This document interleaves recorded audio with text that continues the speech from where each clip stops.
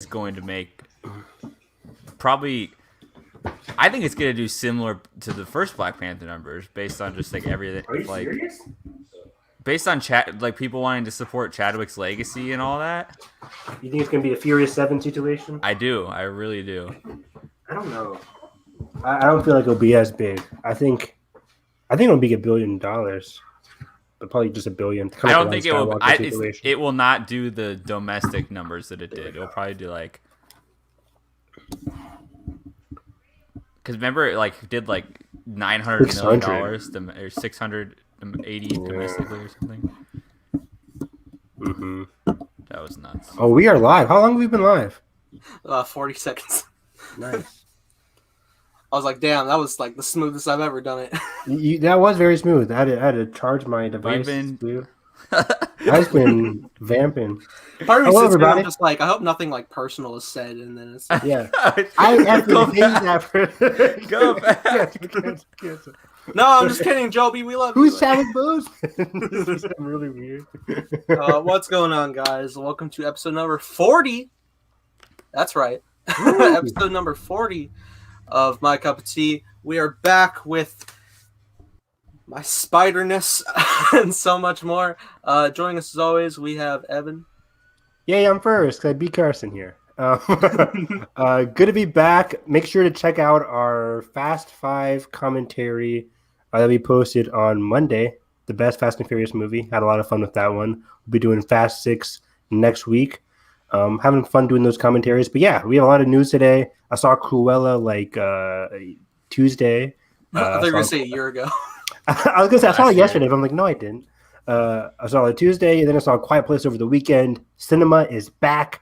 So that's going to be fun to talk about. Otherwise, we have a lot of cool Spider-Man confusion, craziness going on. So that's always fun, too. Also joining us, we have Carson. Yes, we are back and with some reviews, like Evan just mentioned. I saw A Quiet Place numero dos. Excited to talk about that one. Because is that 3? Cillian Murphy. That is all we need to. That's my review. I feel like I've seen like 10 separate tweets of just his name. Everyone in the replies just like, "Yep, I agree." I'm like, so do I. But yeah, it's good to be back, and I'm ready for Nathan's Spider-Man lingo and rants because debacle. Oof! Wow. You know what? Here at this point. Are they even gonna be in the movie? Like, yeah, we're gonna get there, and it's just gonna be like a wholesome, like Christmas movie in New York, and I'm just gonna be like, cool. All that for what? For what? Well, I mean, if we go off of what the president of Sony was saying the other day, that was a lot more confirmational of the Spider-Verse. Oh, he doesn't know anything. What the hell? Well, it's funny because.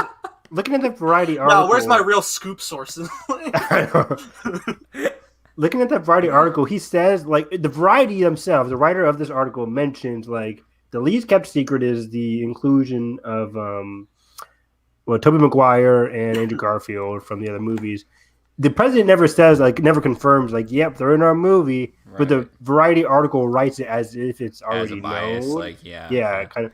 But still, like, I kind of think, like, he is going to be in that movie. Like, do you think they kind of like cleared the interview like that a little bit? There was an interesting thing that happened probably. With the I don't know if it was Vanity Fair or something, but yeah, that like they got like that whole like sneak peek thing, and they had to do a correction on the publication, because the first thing, which would like either way, like whatever gets sent out is has to be approved by like Sony because like they're getting the source from them. I thought it was like they were talking about like the different universes accompanying Andrew and Toby, but then they had to reword it as like the villains from previous films. And it's but what you said at first, you corrected. Like stuff like that. It's weird, man. That's not my big plot stuff. I'll get to that later. But yeah, a lot of stuff was like going around. I know like there was like a new thing to like be announced that like now the Lizard will be joining this film. I'll believe it when I see it. I believe that when I see it because yeah, who's looking at the Lizard like we got to have him in this movie? I like the Lizard. I like. And even then, are people going to? Are we in the phase of the MCU? I guess we are. We've always been like this from the MCU, where you put a cameo and people point to the screen and they're like, "That's the Lizard, Evan!" And it's like, okay, he's in there for 2 seconds, but people lose their mind. Right. That's it. I don't care. Who wrote this movie again? Is It's the same people, right? Is John Watts writing these films? No. I don't think so. At this point, I can definitely. Who's a writer feel, for these movies? At this point, I can definitely feel when I get into the plot stuff. You guys are gonna be like, "There's no fucking way this is real." Chris McKenna and Eric Sommers. Never heard of them. They've literally done. I've never heard of them either. Past Spider-Man movies. They've done. Oh, Ant-Man and the Wasp, Jumanji, Welcome to the Jungle, and then Welcome to the Jungle. And then the Spidey trilogy, and also a bunch of TV episodes of Community, American Doll. Feige really loves Community. That's interesting. Put a little Endgame on Community. But in the article, it says like when the writer asked about like Kraven, saying you have Aaron Taylor Johnson as Kraven, but also he's Quicksilver. The Sony president says like they didn't really know that he was Quicksilver. They kind of just they saw that he was great in the film Bullet Train, and they were like, "Oh, Aaron Taylor Johnson's good here. Let's just have him in as Kraven." They didn't. It took them to look it up that it was oh yeah, this is the guy that's Quicksilver. But then he also says when he asks like how there's going to be 2 Andrew Garfields and what's going on, he says there actually is a plan. I think now maybe it gets a little bit more clear for people where we're headed, and I think when No Way Home comes out, even more will be revealed about the plan, the connectivity of it all. Because we're like, we see Michael Keaton in his prison suit in the movie of Morbius, yeah. But then we also hear Andy Serkis and other people from Sony saying Venom in this world is like not aware of Spider-Man. But then that's also supposed to tie with Morbius, and it's like, what? Exactly, but it's also tied into Morbius. So I'm like, is this a multiverse situation, or is this just like a different state situation? I think at the bottom line, if he says like more is going to be revealed with Spider-Man, we know Spider-Man had connections with WandaVision.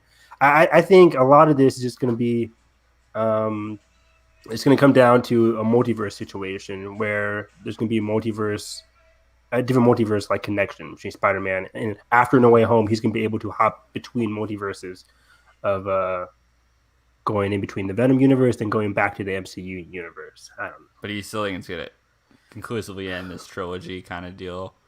I don't even know. I don't even know about that part. Because Nathan's whole deal is what kind of arc has he had in this movie anyways? In this trilogy anyways? Peter. He went to high school and now he graduated? That's his arc? No, he's like moving from like idolizing to being his own. Right. It's like you're the third movie to How often have you rewatched these, and how often have I? Then he's having another sensei in Doctor Strange.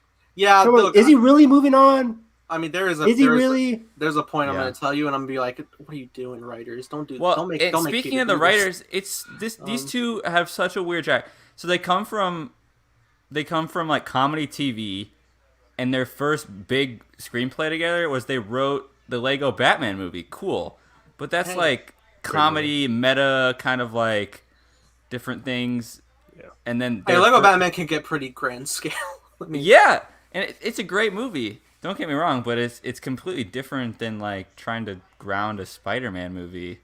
But also, like, I would expect them to be a little more lighthearted. I wouldn't expect them to do the same thing they did in Lego Batman. Right. I mean, it's like Spidey is like a different feel from like the Captain America films. Like it's yeah. That's what I'm trying to say is like I would not expect them to take. I would not expect all of a sudden they come from a comedy background and all of a sudden like you are perfect for Spider-Man. But I'm saying like the character tones in their elements are different, so I feel like it would fit in that regard. But gotcha. And clearly it has because they've written all 3 movies. But and I really like the tones of them.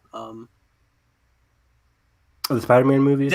Dead Silence, Jesus. Like, I didn't know which one you were talking about. I glitched for a second. Yeah, the Spidey series. I like the like adolescent. The tones are okay. Yeah.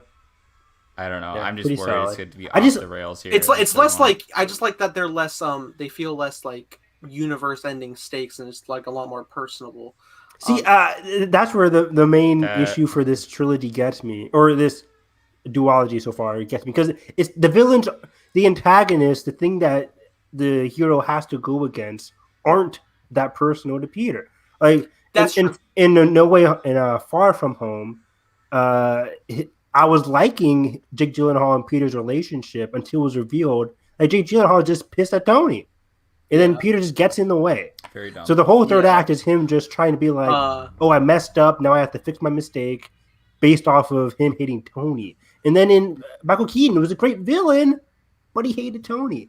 And I'm just like, what's going to happen in No Way Home? Oh, more villains who have no significance to the hero? Every villain that's like, oh yeah, Spidey-centric villains, but not your Spidey. But not your Spider-Man. We hate the other Spider-Man, but you're the same guy. Let's beat you up too. What made the Raimi villain so special? Even the Andrew Garfield movie is so special. It was like the villains hated Spider-Man, especially like or even if they come the Raimi movies, or even if they're like in Amazing Spider-Man coming from Oscorp, at least like Peter and his father also have had ties to Oscorp themselves, so like I liked. I mean, in Amazing Spider-Man 2, I liked that Peter had that back and forth with Connors? the kid Osborn.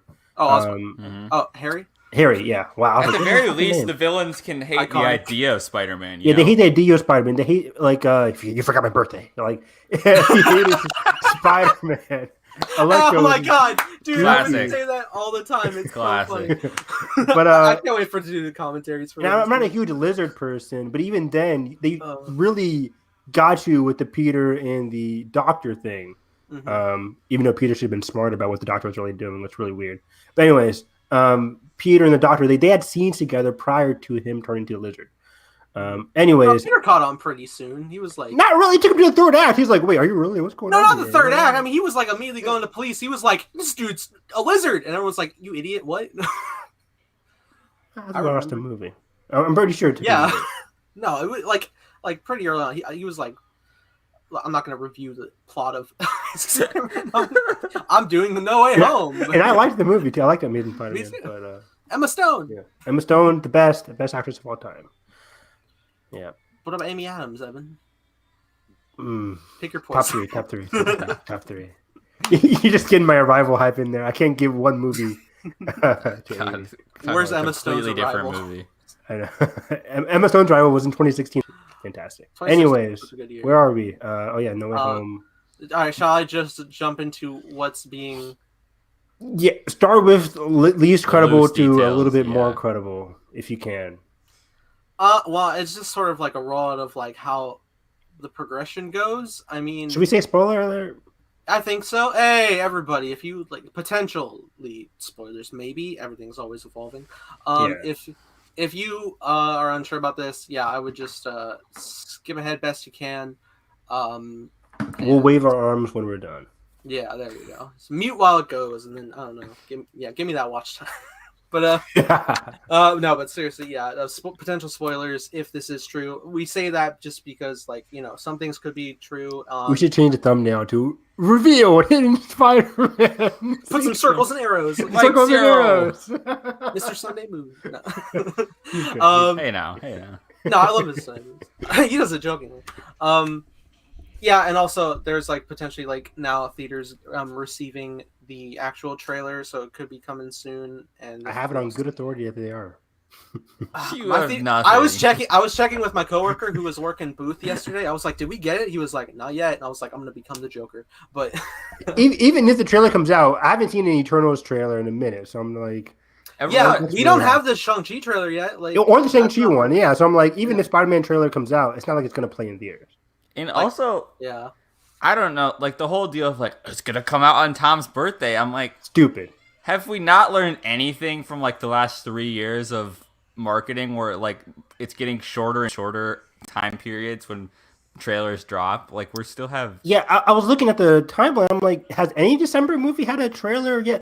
I think West Side Story is the only December movie that's had some kind of footage. 30-second teaser. That's a 30-second teaser. Yeah. Dune, I guess, but Dune's October. October though. Yeah. But like previously when it was supposed to come out. True. But yeah. Ooh, that next big Dune trailer has got to be coming soon. Better be. Probably July. Yeah.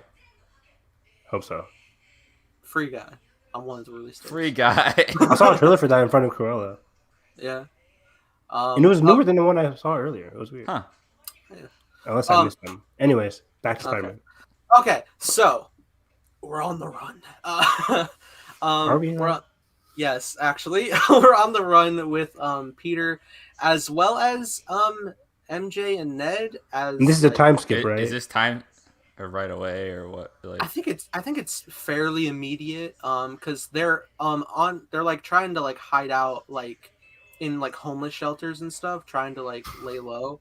I don't know why, but then I guess in the progression, through a call from Happy, he gets in contact with Doctor Strange to hide them in the sanctum just for a minute while things can cool down. While he tries to figure the out dumbest contrivance for them to get to Doctor Strange. Yeah, this is totally This is totally happening. I can. Yeah.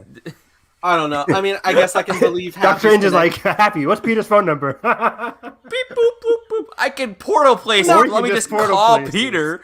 Yeah. Anyways, I'm not this pessimistic. Yeah. I just like we're like 5 seconds in. This is the start of the movie, man. So all right. So yeah, Strange is also trying to deal with like a lot of like different things because the multiverse is already being contrived, and I know Wanda's doing shit. Because of Wanda, right? She's looking for her children. Yeah, and there's like contrived stuff already going down, and they discover this. Also in regards to Spidey, some stuff has already been wrangled up by Strange because in some like prison thing that Strange has, that's kind of like one of those like bigger on the inside type deals. Are trapped Spider-Man villains. Already are trapped. See, I don't know the validity because you guys are like, what? But I mean, I don't know. There's no way this happens. So they're trapped already. And who are trapped in there are Green Goblin, Doc Ock, and Sandman from the Raimi-verse, as well as Electro and Lizard from Amazing Spider-Man verse. And what the hell? And they're in there. I don't know how through some already multiverse contrived stuff that was already like fucking up, but Strange has them already, like, because he's protector. Why? Why are they? Why would they? Even Yeah, why are they? Like the why would they Phantom even Zone be in in there? Superman? Like, I guess. I would assume some, but like even then, why is he having them in there?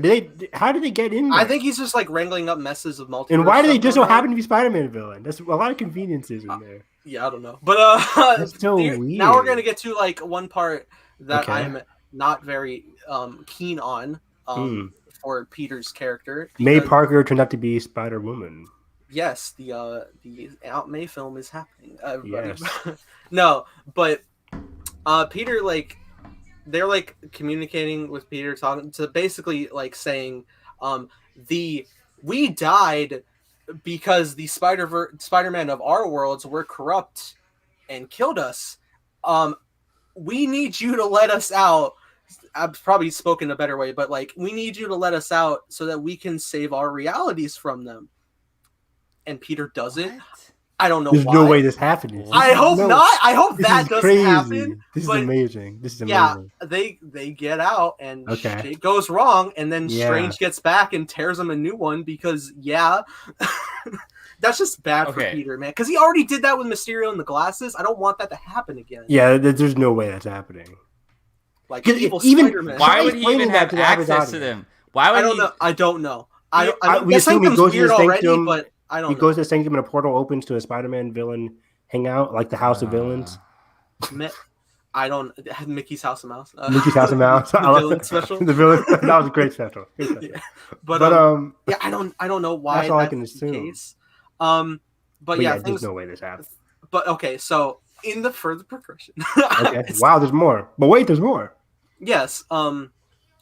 We have to like round up these villains. So Peter and Strange, Tom and Strange have to go and stop them while simultaneously they're like trying to just like do their evil shit, I guess. They're going to an established Oscorp on our Earth. On the MCU. So Oscorp is coming in here now. They're bringing in Oscorp. Already there. Maybe it was the building that was bought, Avengers Tower converted. Sure. Like a lot of people theorize. I don't know, but yeah, like they're like broken out into the MCU, and like they go to like try to like wrangle them up. The fight's too much, even for Strange, I guess. For Strange? Overpowered ass. I don't know. I mean, it's 5 out of the Sinister Six. I know Sony wants them to be big. Overpowered ass Doctor Strange. It's like ants fighting. If I don't somebody know, said, man. They Evan, get pretty who wins in a insane. fight? The I don't Sinister know. Six or Doctor Strange? I'm like, Doctor Strange. Ooh, Electro. Right? Oh. I don't know. I don't know. Maybe Strange isn't even in the proper fight, but he's sticking around throughout this plot, and they're just basically like, all right, well, we need further help. Okay. We go to the other Spider-Man worlds. We go to, and it's interesting where we're at because it's like Carson. Wait. In terms of other Spider-Man worlds, they have to go to the other Spider-Man worlds where they already taken from. Yeah, because we're meant to believe where the villains originated from because they. But we're meant to believe those other Spider-Mans killed them, They're right? supposed to be corrupt in this world, and then we have to convince them for help. Or that was a lie. It was a villain lie. It's not true. Okay. So they go there.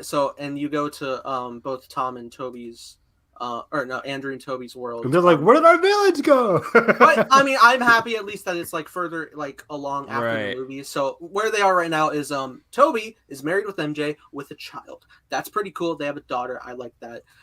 Also in Andrew's reality, he is now a college professor. I think that's also pretty cool. I love it too.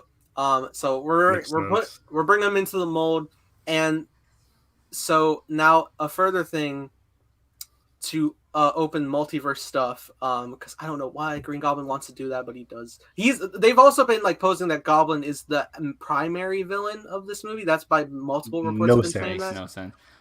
That's not going to happen. It's Willem Dafoe's as well. There's no way he's a lead in this movie. He's like the Sinister Six leader in that. There's no way. We haven't even heard from Doc Ock yet or Electro, who are the main These motivations make no sense because I don't know their motivation. I especially don't know Doc Ock's motivation. Doc Ock and Electro are our lead villains, not William Dafoe. He's too busy filming other shit. But here's my confusion as of this explanation is if they were wrangled up by Strange in like some multiverse timeline because it was maybe that was individually, not all at once, you know. Right.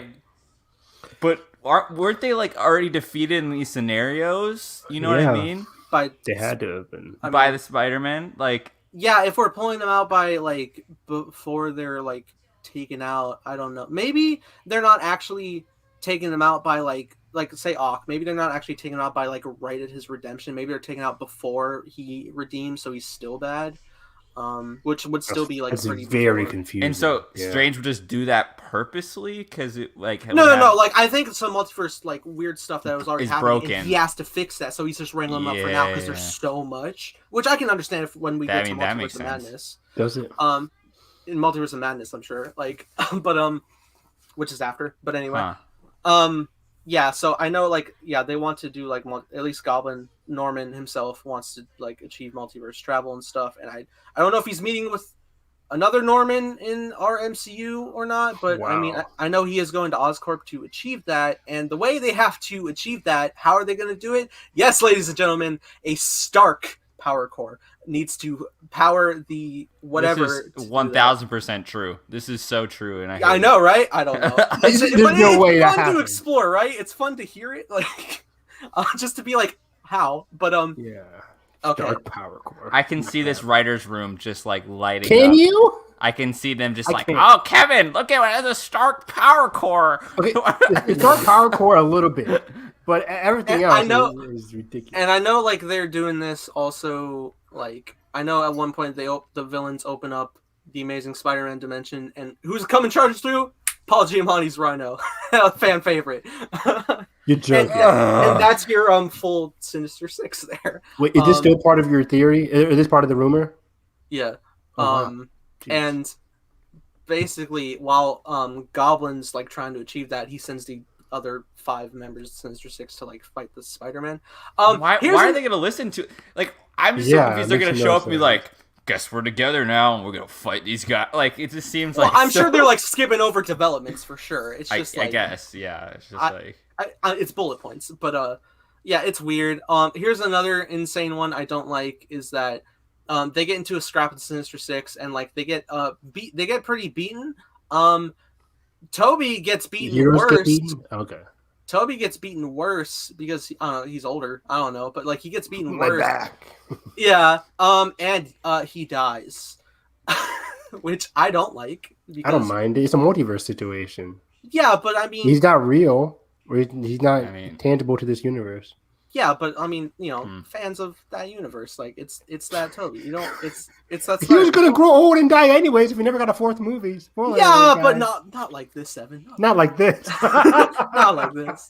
Not like this.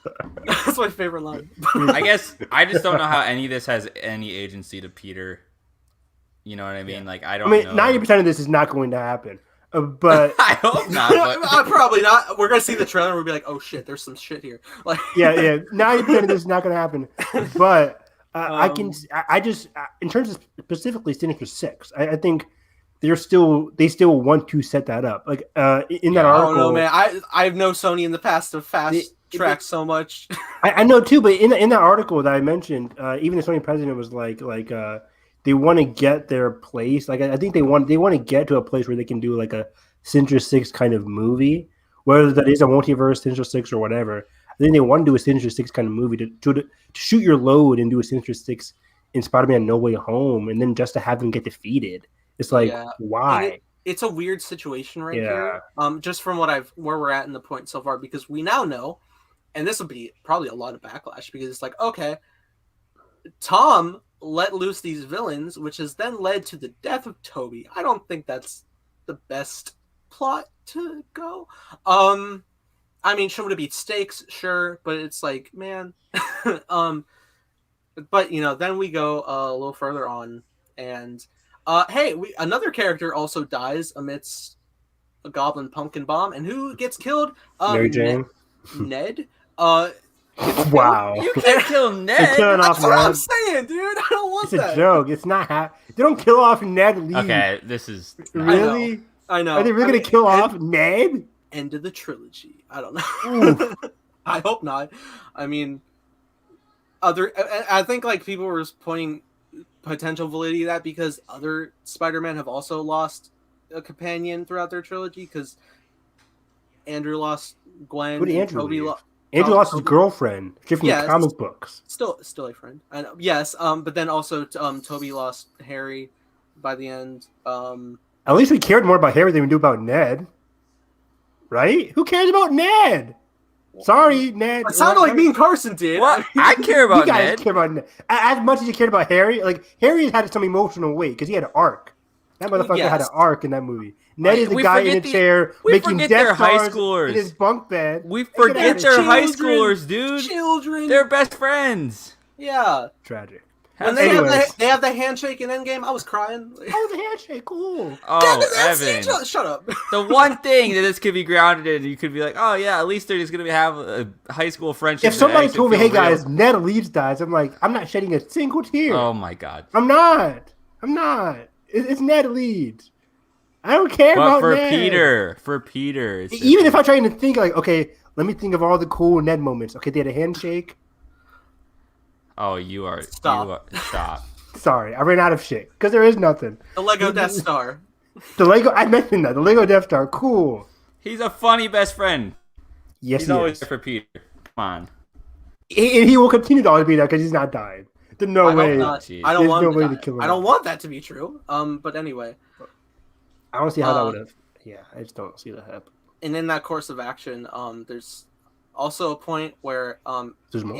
Andrew has to, I guess, cool down Tom to not go. I wouldn't say villainous, but I mean in a dark place. Yeah. Every day I wake up. Every day I wake up and it's another Spider-Verse rumor. that's There's a bloody rhino running through a portal. He has a bad Russian accent. I don't think it's real. Like, But yeah, continue. yeah, there's just more progression with that. I mean, it's starting to wrap up now. We're like, like we stopped the Sinister Six. Of course we do. I guess they'll be put back. I'm sure Strange will help us put them back. And So then that's it for Sinister Six. There's no way the Sony is going to be like, Tilda hey Swinton guys. shows up and explains our timelines. Let's go. If I'm a producer for Sony or Marvel, I'm like, we're wasting our Sinister Six in a 2-hour movie. What? Who's writing that? I don't know. I mean, you can have like 3. I mean, Sinister Tom Six can movies. still evolve to a Sinister Six. I think maybe I would believe if Sony's just like, we've been trying a long time. Is it even possible? And then they do it here, and it's like, okay. I wouldn't believe that. I don't know, man. I don't know. Especially when you're confirming with Feige. This is all Feige stuff in terms of story. But then, we start doing ending wrap up stuff, which also includes. This guy seems to know a lot. I don't know, man. But Tom, after all, turns himself in. Of course he does. Oh yeah, I forgot about the Daredevil. Here we go. Yes, and then he is defended by Matt for murder charges and is let off. That's Daredevil. It's Matt Murdock, but we know it's Daredevil. He's not going to be Daredevil probably. But yeah, that happens. Then also Tom and Andrew attend Toby's funeral. The guy I knew for one day. They're all Spider-Man. The guy I knew for one day. I mean, wasn't that Spider-Verse? It was like a couple days they knew each other. Nobody died. They still cared about each other. They did. Yeah. I mean, at least then you had some good absolute silence. At least then you had a good relationship between like Peter and Miles and stuff like that. But well, we could have some process. Stuff. I don't even know. I mean, yeah, this is a lot. So that's it, Nathan. Yeah. Well, Tom goes to post-credit scene. No, but Tom goes to Ned's grave. Oh yeah, he died too. I think I failed you. Passed away. I have failed you, Anakin. Well, he does get like more motivation from Andrews to like keep going as Spidey. Just like with all the hardships and stuff. Come on, Evan. Come on, that's a good thing. Like, keep on being Spider-Man. Don't be like me. Yeah, where I gave up for a year. For a week. For a year. Seasons were changing. That was great. Like, he's standing at the grave. Seasons were changing. That was great. Seasons were changing. No, but like the shot of like the seasons changing while he was in the same spot at the grave. That was great. That was so good. Anyway. Yeah. Going out for blood on his face. And then they share a final swing between Andrew this is baloney. No, that's not baloney. Most Spider-Man movies have a final swing. Most of them have a final swing. How are you surprised by that? Is there voiceover? Let me guess. There's voiceover. No, I didn't say that. They do the final swing and they play the Raimi Spider-Man theme. Oh, that'd be awesome. That would be cool. I got Nathan. No, but okay, Carson, you can't be like, when like 9 out of 10 like times they have a final. I know, but I already imagined just the two of them, like, It is weird how it's left off. We run this city. It is weird how it's left off because I think Andrew is still in the MCU. But go home. Go home. Kind of theorizing, Spider-Man, go home. Spider-Man, let me alone. The title came way too literal there. There was no way home. He's stuck. I don't know, man. That's just what's going around right now. Not a lot of Doc Ock in that synopsis. Oh wait, I forgot. What's going on with Doc Ock? Well, I mean, I guess like it's what a lot of things are going on. I don't know, but also I forgot to mention that there's also the final climax is also supposed to take place. Okay. Oh yeah. The final climax is supposed to take place like where the portal can open up. At the Statue of Liberty, which has actually been in like multiple reports at this point. What is this, X-Men? That's what I was saying. That's what I always think, but like that keeps popping up. And there's also X-Men been already did. He can't copy that. Well, there's also been some set photo stuff of like flyers about the Statue of Liberty being like rebranded in a Captain America style. I don't know why, but that's actually set photo stuff. Oh yeah, I remember that. So that's where the rumor got his idea from. Maybe it keeps running from different like these plots that have evolved. Like the things that have been continuously like popped up in these different plot synopses have been the Statue of Liberty confrontation and also Goblin villain.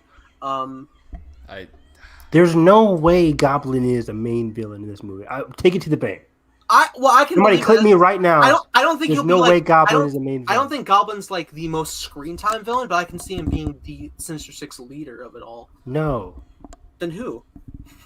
I mean, I don't think there's going to be a Sinister Six at all. I don't think there's going to be. There's so many villains already, though. Like, besides Electro and Doc Ock, who's confirmed?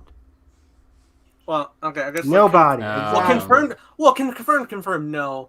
But I mean, at the same time, before they were confirmed, Jamie Foxx was like, "I'm gonna post about it." Oh, my bad. And then Alfred Molina's saying too much, and then I don't know. Like I see like Daniel RPK and people are like lizards here. So I don't know, man. Yeah, there's no way Lizard's gonna be in this movie. There's no way Sandman's gonna be in this movie. I'm gonna laugh so hard when someone Take it to the bank. trailer. Take it to the bank. I don't know. Or I mean- at least have fight scenes in the movie. There's no way these characters are gonna have fight scenes in the movie. You probably say we can probably see them in some kind of weird multiverse portal, but there's no way they have fight scenes. This is either gonna be my favorite movie ever or my least favorite movie. This is already not gonna be my least favorite. I haven't loved any of the Spider-Man besides Spider-Man: Homecoming. I think it's a really strong movie.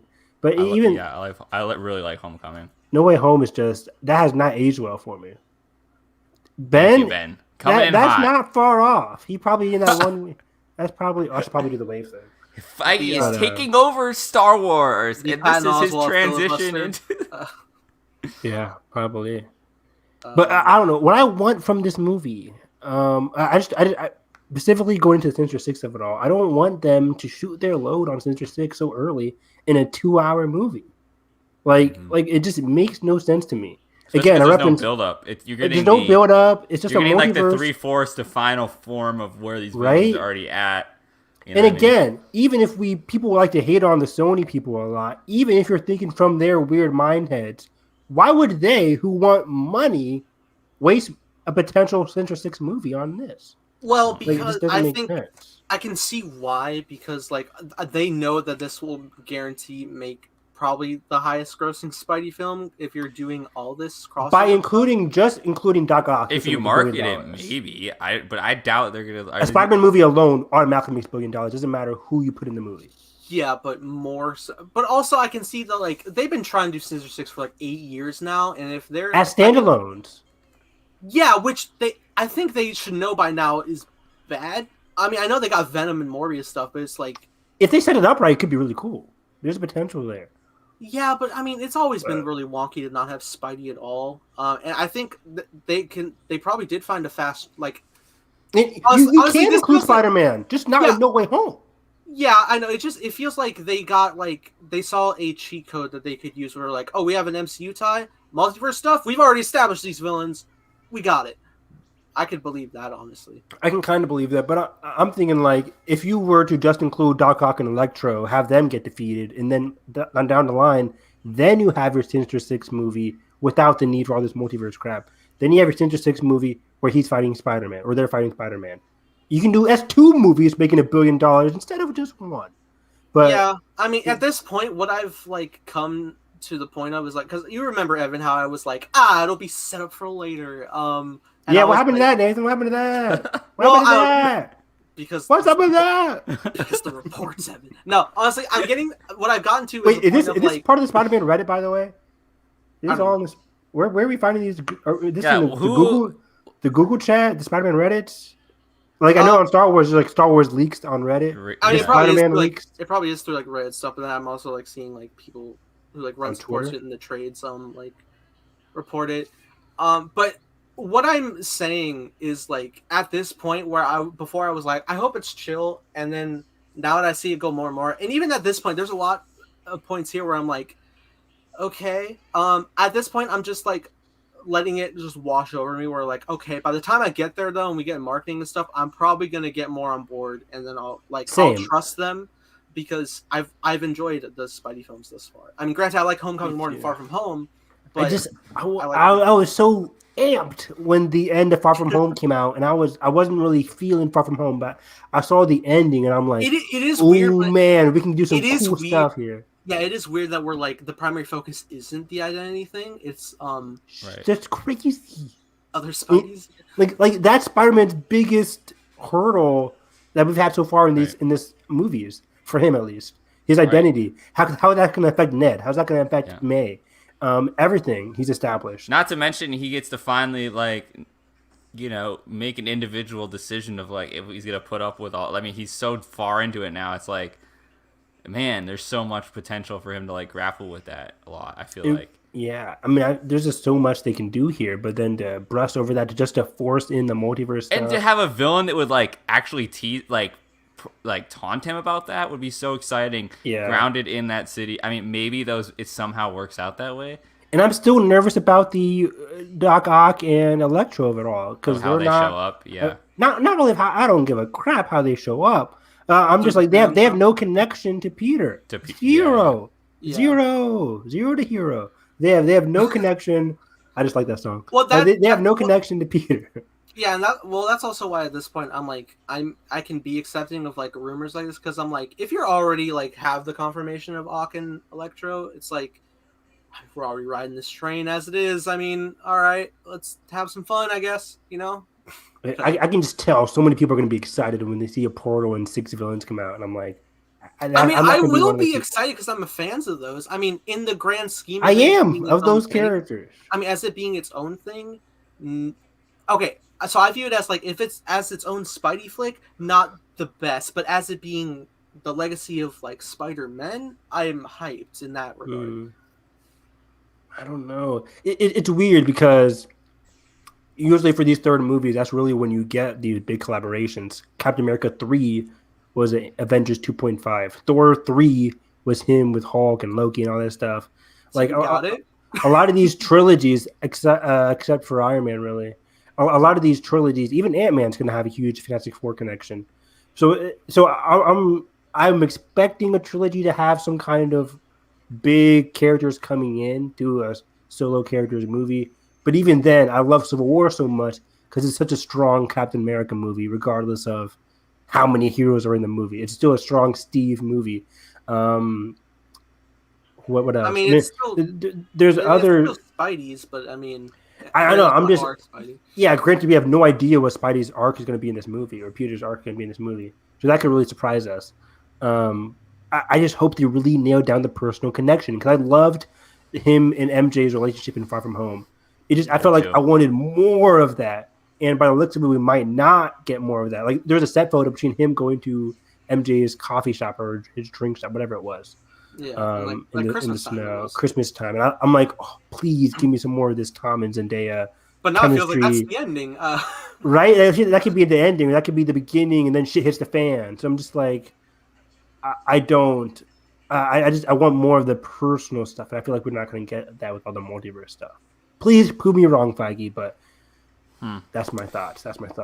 But also in terms of Sinister Six, like the end of that article, the Variety article that I mentioned, the person asked him about like, what about Sinister Six? And the Sony producer head says like, that would be very cool someday, wouldn't it? ? Like he's kind of like winking at the camera there. I'm not the werewolf. So I'm like, I don't know. And we still haven't really solved the whole Spider-Man in the Sony movie connections because like the whole Tobey Maguire photo and Morbius and then Keaton showing up there. What's going on in there? That stuff still seems pretty weird. Yeah, it's a lot. I care so much, so I'm hoping for the best. But by the end of it, I want to get to the next college trilogy with Tom. I hope that can give him time to properly establish. It would be great if we can get to that point in a good manner. I want a Spidey villain who is tied to Spider-Man. Ben had a comment here in the comments where he says, like, we've seen in the MCU having a large cast, the Age of Ultron one. That's an example of a big cast gone wrong, but the MCU has done a big cast gone right with I don't even think that's overly gone wrong in, like, the... Well, I mean, granted, it was, like, a lot of, like, setup, but I have also found, like, a large majority, like, future installments I've been, like, has just made me think back on, like, Age of Ultron and stuff in a more positive way, because, granted, yeah, it was more setup, but it's molded by time with, like, other future installments, which I know it can be tricky. That's the MCU's trickiest thing, is, like, this will all make sense at the best once we get to the future. But even then, sometimes some of those connections in the future don't click with people. The whole, I lost my eye because I trusted somebody. It was a cat. Everybody hates that. I think that's hilarious. Honestly, I love that. I love how mad people get about that because I'm just like, I'm not mad about it. It's just weird. Like, don't try and solve every answer, but just by solving it with a joke. It's the same thing people got upset about with WandaVision. Like, everything has to be explained, but then it turns out being a punchline for people. Well, no, I was like, well, I think in like, oh yeah, that's true, but I think in like the Age of Ultron thing, WandaVision did great in delivering like, just like emotionally with Wanda, with like whether it was the Infinity Stone testing or like her childhood with the bomb stuff, like that was expanded like even more so, and it just made me True. And so if I watch like Age of Ultron again, I'll be like, I know where that goes, and I'm sad, and like, good job. Like, now, granted, that's filling in more later on, but it's like, it enriches it overall. I see what you mean. Which I think is what this movie could do for every Spidey, which is what I've wanted for it whenever they did a Spider-Verse film, because I know the other two franchises prematurely ended, and I would like them to have a better resolve. I want them to have a better resolve than just Toby dying, especially if they're just establishing, he has a kid now, he's married. But that doesn't matter because he's gone. And also Ned's gone. Like, I don't want that. I want them to keep There's going. no way Ned died. There's 0% chance. I don't think so. Clip me on the podcast. What's today's date? June 4th, whatever, June 3rd? June 3rd. 21. This is not going to happen. Doctor, call it 10:07 p.m. Doctor, call it! Ned's not going to die. Toby's not going to die. I wouldn't think so. Even though I can see Toby being the Harrison Ford, like, yeah, I was about to say, I'm only coming back if you kill me off. I can see that happening. But then studio's like, nah. Yeah, studio's like, no, it's not. but then watch Sony be like, but then we can spin off Toby's daughter as Spider-Woman. Oof. Which just happened in the comics. But I am excited for Spider-Verse 2 coming out next year. That's what I'm just so like, I don't even know where to put my like opinions or like judgment yet. I'm like, I guess I need to see a trailer. Like, I don't know. My excitement is so weird for this movie. Like, I'm hyped, but like, I just don't know. Like, I need to I really should rewatch Far From Home. I really do love Homecoming as a solid first entry to this trilogy. I thought commentary, guys. I thought Far From Home. I'll commentary him right fucking now. Like, I don't have to wait. I will dive into Spidey. I love it. So I just finish it out strong, and I'll be happy. Then I really hope. What do we want to confront first? Spidey or Star Wars in terms of like how we're feeling? More so Star Wars. But I was having a conversation at work about Star Wars really too, and I'm like, he was like, rank the Star Wars movies, Evan. I'm like, oh boy. But you don't want to. You don't want to. A great question for another time. But what was I gonna say? Never answered. I just think I need to see something from the trailer. I need to see the trailer, and then I'll be able to really piece out my thoughts on the movie. Because right now, I'm just going off of rumors. I'm going off of set photos. I'm going off of things people say it's going to happen, which is probably not going to happen.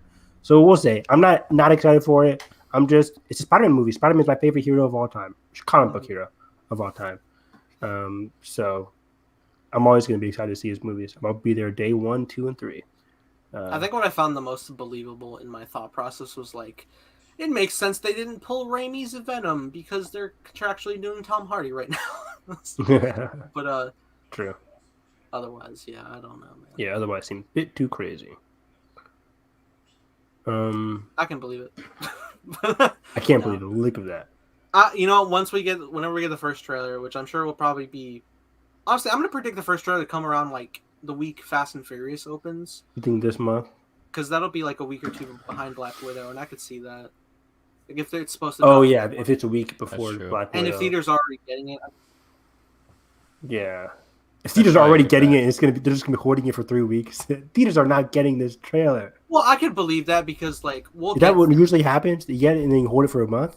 I don't know how it goes with trailers, but I know like we'll get like films and stuff. And the reason like whenever we have employee screenings, we can't watch them until like midnight day before release because like they're locked by the studio, and then they'll email you a code to punch in to then unlock it for the projectors.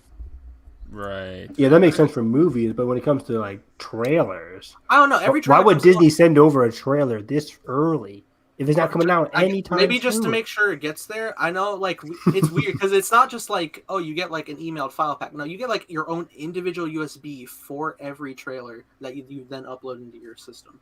Interesting. And then send it back. Yeah, we'll have to wait and see. I don't see it coming within the next 2 weeks. I don't. Like Nathan said, I could see it coming the week of F9, which is like the June 21st to the 25th. I can see it coming into that timeline or the week after that. Yeah. Otherwise, Probably yeah, between- it comes out in December, guys. It's way too early for a trailer, anyways. I think. Do we get a Jurassic World trailer for F9?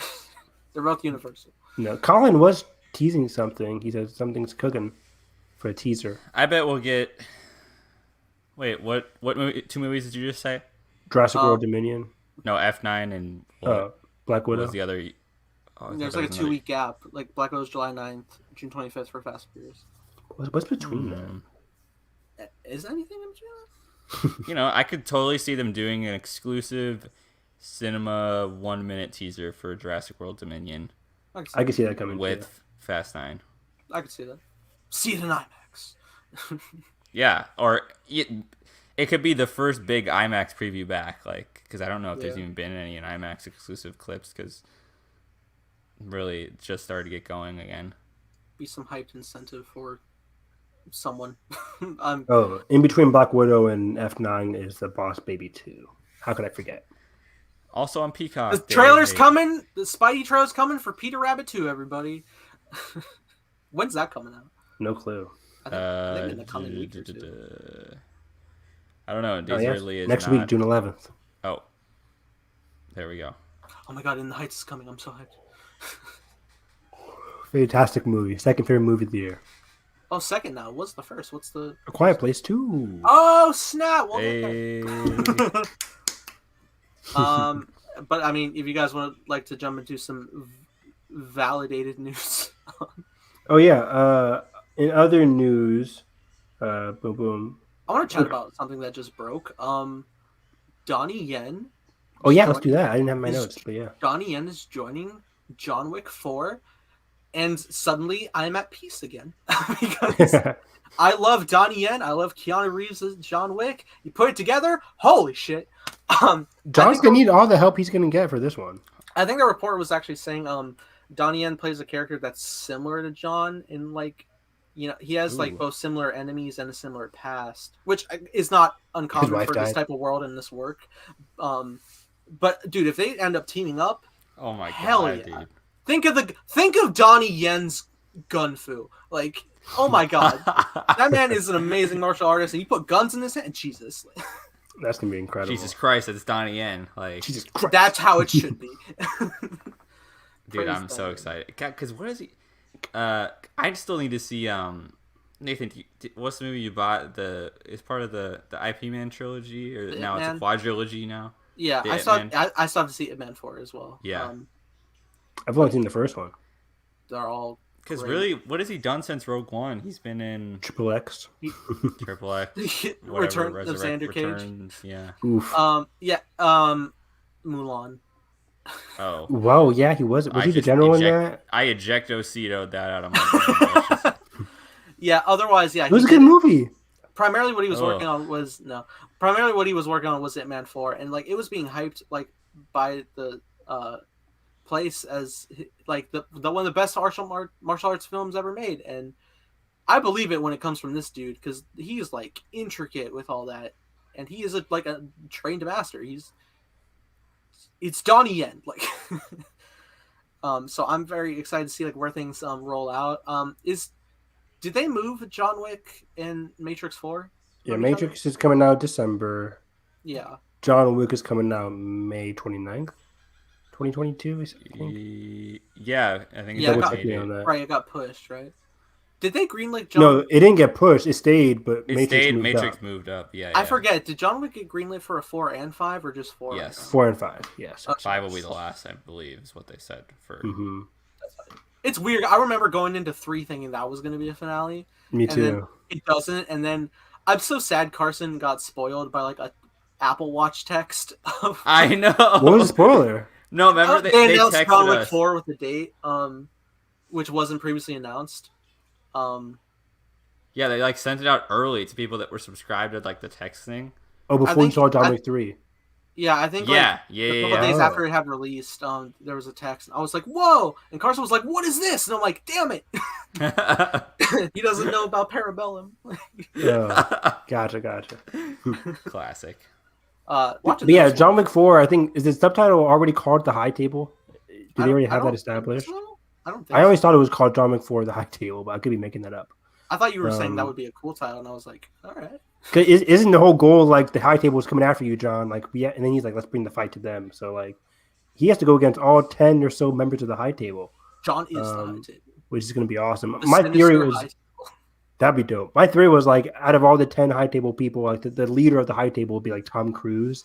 You have to fight Tom Cruise. That'd be he has badass. To fight Tom Cruise. Because when they casted Donnie Yen, I'm like, oh, is Donnie Yen the high table leader? Is he the main leader of the high table? But no, he's gonna be an ally for John. Which is good. Tom I think Cruise is Ethan Hunt in John unless Wick he is the leader of them in disguise. He betrays. Oh, that'd be dope. Oh. That would be really cool.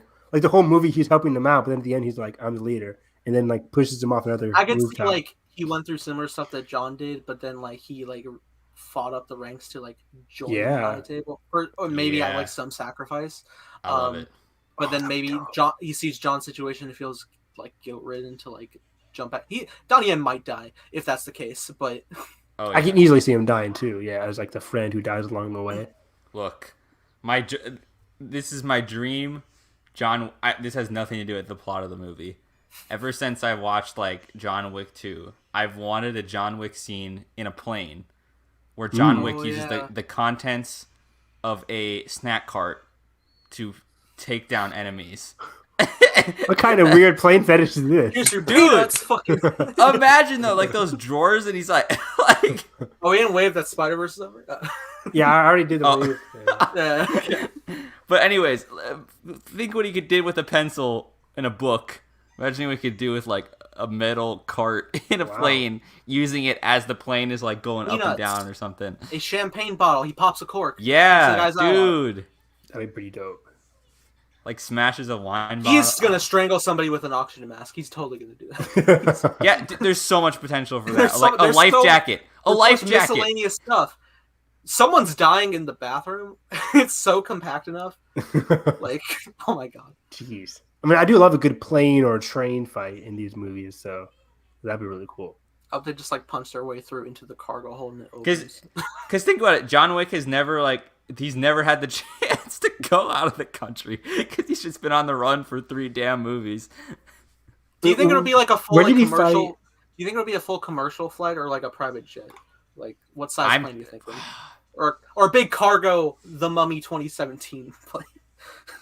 Didn't he leave the country in Parabellum to go find? And it wasn't he in the desert in that movie? Yeah, but he was blindfolded and like taken out. Remember? Because like, I think didn't he cut off one of his fingers? What I think cargo plane, or I mean cargo plane would be good. Finger. His wedding ring finger. Yeah. But I commercial plane would just be hilarious to me, like with actual people on there of like John Wick trying to like avoid people, but like. Oh man, there's totally gonna be some agents. They're all agents there. Oh my god! And they all turn to him, and he like has to like jump over the rows and stuff. That'd be dope. Air Force One, get off my plane, dude! Get out of my high table. I need it. Get out of my high table. Get out of my chair. That'd be awesome. Anyways, that's my dream John Wick scene. I have no relation to any of the Donnie Yen news, but. Yeah. Now that we're ramping up to Expendables 4 and 5, with Keanu Reeves and I can't wait to see what kind of villains they get for these next 2 movies. Me too, because now we're finally gonna get to the top, pretty much. Of we're at the high table. No more weak assassins. Like I want these high table people to be strong assassins. Ruby Rose, Richard. No, I'm just kidding. Because didn't the guy who was like a big fan of John the Assassin throughout Parabellum, wasn't he like wanting to be part of the high table, or he wanted to be he was something. Like, I can't fully remember. I definitely know he was. I thought he was an intermediary, or no, that was the girl. That was the lady who was like talking with the hotel, the Continental. So yeah, a lot of good potential. I love the lore in this franchise. So bring it on, bring it on. I know, like a lot of people are like, "What happened since number 1? We're getting too wacky." I'm like, "Shut up, shut up! This is amazing." Yeah, I wonder this dog. Damn it! How are they going to go throughout all these next 2 movies with his finger cut off? Like, how are they going to CGI it or whatever? Well, he cut it before the final fight. I mean. Yeah, true, but it's like in terms of like all the fighting and stuff like that, I bet some like eagle-eye viewers can be like, his finger's still there in this one scene. He'll probably have like a green sleeve on his finger. Probably. Just keep that on the entire time. Yeah, I could believe it. Cauterize it. Or maybe put a glove on. I don't know how it's gonna go. Breaking news: Keanu cuts off his own ring finger. He gets into character.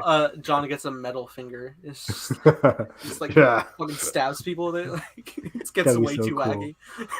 wacky. Oh man. Other news in terms of other villains, Creed 3 casted our boy Jonathan Majors. This man's career is taking off. Taken off To the moon. to the moon. To the moon. AMC to the moon. All the way to the gosh. Quantumania. AMC of the moon. We are now sponsored by AMC. Yeah, Nathan, did you see that quick side? Like the AMC's doing like an investor, like if you're invested in AMC, you can get like a free large popcorn or something as an appreciation. Wow. It's a whole deal. Go look it up on the website after. I already get the free popcorn. Wow. Okay. But it's some deal of like bringing like, because there's like there's some article of like there's like, because of this whole AMC meme scenario, there's over like 3 million individual like retail AMC investors. Should I buy stock? Yeah, I'm only one like I should really buy stock. I'm so broke right now. Maybe I should. I don't know. Maybe I just re-downloaded the like Acorns app or whatever, where like every time you like spend money on your debit card and like say your total was like $21.88, yeah, it would just round 12 cents and invest it for you. Invest it. I mean, yeah. I wanted to do that for me, but it just like saves an account that I can pull later and just be like, oh, I have cash. Hell yeah. Yeah, you could probably set interesting somehow. Anyways. I heard Robinhood really went under with its customers, though, so don't use that. Oh yeah, when I use Robin, I just that whole situation is messed up. Anywho, but on Creed 3, yes, Jonathan Majors. Jonathan Majors of Quantumania fame is. I wonder if they're gonna color him blue in the movie. They're just making black. Maybe it's like that like window shield like changes. It's a tinted shield. Anyways, he's a fantastic actor. Oh, I saw that. I'm sorry. But I did see that like the Watcher in the What If series that who's it, Jeffrey Wright? Is that who it is? Yep, Jeffrey Wright. Yeah. I saw it like via like one of the Lego sets that was coming up about that. Like they have a design of him as the Watcher, and he has like his Jeffrey Wright's complexion, even though he's like Watcher style. So it's like, cool. Hey, that's pretty cool. They might make him black. Yeah, that'd be really cool. I would love that. Jonathan Majors. What? I kind of want to make that its own topic because just like what the set was, I was like, that's a cool What If episode. There's so many What If things. Oh, quick sidebar on What If. People were like freaking out because of the whole Robert Downey Jr. going to Sakaar thing. Yeah, that's what I was talking about. But I'm like, I thought that was already confirmed. Not confirmed, but that was like leaked out months ago, wasn't it? Like they had all these. I didn't hear about it. I guess they're doing like Hulk versus Hulkbuster, but look up times? Look up What If leaks. There was like these images, like 10 images, like a couple months ago from future What If episode. One of them was the Iron Man armor on Sakaar. I didn't see that. Yeah, there was like Mr. Sunday Movies did a video on the leak because some fun possibilities. Like they're all pixelated, so people couldn't really see what was going on. I probably avoided that one because I was like, "That's a show I'm going to react to." So, but yeah, I mean, it's What If. It doesn't really. I don't really care for it, but I mean, I care for the show. I'm going to watch it, but animation, Evan. In terms of leaks and stuff like that, yeah, Robert Downey Jr. is going to kill it. But for Creed 3, Jonathan Majors, I loved him in Lovecraft Country. Have you guys watched that show yet? Lovecraft Country. I feel bad, man. I was on it. I saw the first episode, and then I'm bad dropped with off. TV. I've dropped off because I still have not watched the new Bad Batch yet. Somehow I haven't either. What? Yeah. Oh my god! And there's a new episode tonight. So I'm probably gonna have to double feature. You guys stink. I know. You guys... Look, I've been. How do you not get spoiled yet, too? Jeez. Well, I know about the baby Rancor. That's all I know. You guys need to catch up. Movies are ramping up again. I am pissed. Look, man, movie theaters are back. I am taking over the podcast. The movies are back. John Krasinski could be in our theater at any moment. Wow. With J.J. Abrams. I'm not happy, Bob. I'm not happy. Okay, we'll watch Star Trek. You'll forget all about it. Sweet. But yeah, do you guys think he's gonna be playing Clubber Lang's son in this movie for Creed 3? Like he's the son of the guy from Rocky 3.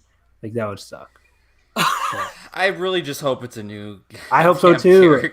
Into the Rockyverse. So I'm like, if he's the son, he fought the son of Drago, then he has to fight the son of Clubber Lang. Yeah, like, no, make it his own character. I hope and so. More specific to. I still haven't seen the Creed movies. Oh, you got to. Oh. It's because I haven't seen past Rocky 2 yet. You don't really need to. It doesn't matter. It matters to me, Carson and Evan. No, it matters to me. You can go in totally blind. My brother didn't see anything. Ryan Coogler, man. You haven't seen, I know, but I don't want to go into like the one-shot scene of him boxing. I know. I heard. I don't want to go into the Ivan Drago's son beef without Ivan Drago knowledge. Like, wait, your only Ryan Coogler film that you've seen is Black Panther. I forgot about this. Oh my god! Oh, I was unfortunately spoiled by the end of Fruitvale Station. Well. Isn't that a real life story too? Yeah, it's based on a. Yeah. Well, I didn't know that. And even if something is a real life and something's coming up, I'm not gonna research. Yeah, somebody clipped it on Twitter, but the end scene of that movie, yeah, and I'm like, well, video. This is sad. I was watching a video essay. That's what it was. In context, it's so much. But I was like, God damn. Yeah, but I did end up watching it. Wait, what has Ryan done? He did Fruitvale, Black Panther, Creed. Is that his? Why am I missing one? I think he's producing Space Jam: A New Legacy. I think it's only those three as of now. Yeah. Black Panther: Wakanda Forever. Wakanda Forever. Black Panther 2. Did we ever talk about that? I thought we did. Wakanda Forever in the Marvels titles. Yeah. I thought we did. Yeah, we talked about it. Yeah. Okay. Yeah, I believe we did. So Creed 3. But speaking of Black Panther, though, since we're done with the Creed 3 thing, there's a rumored Donnie Guerrero Wakanda Disney Plus series that is not related to Coogler's upcoming Wakanda show, which is rumored to be called The World of Wakanda. Right. This is Okoye's own show. Yes, then? Presumably, assumably. THR was the only one that reported this. Mm-hmm. It didn't get corroborated by like Collider or Deadline or anything. So I love it though. I do too. They're not just doing spin-offs of like US shows. They're doing spin-offs of like Wakanda shows too, which is cool. Like there doesn't have to be just one Wakanda show. There can be a lot of, because Wakanda is a whole freaking country. Mm-hmm. They can do a lot of spin-offs within the world of Wakanda, which was surprising to me, but seems cool if that's actually going to happen. A surprise to be sure, but yeah, but a welcome one.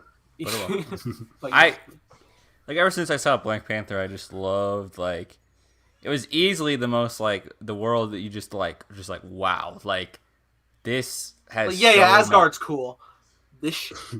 No, for real though, like Asgard has like that like it's the mythic like era. and but Wakanda's like you feel like it's the such history a blend. and the future at the same time, and you're like, oh my god, what could happen?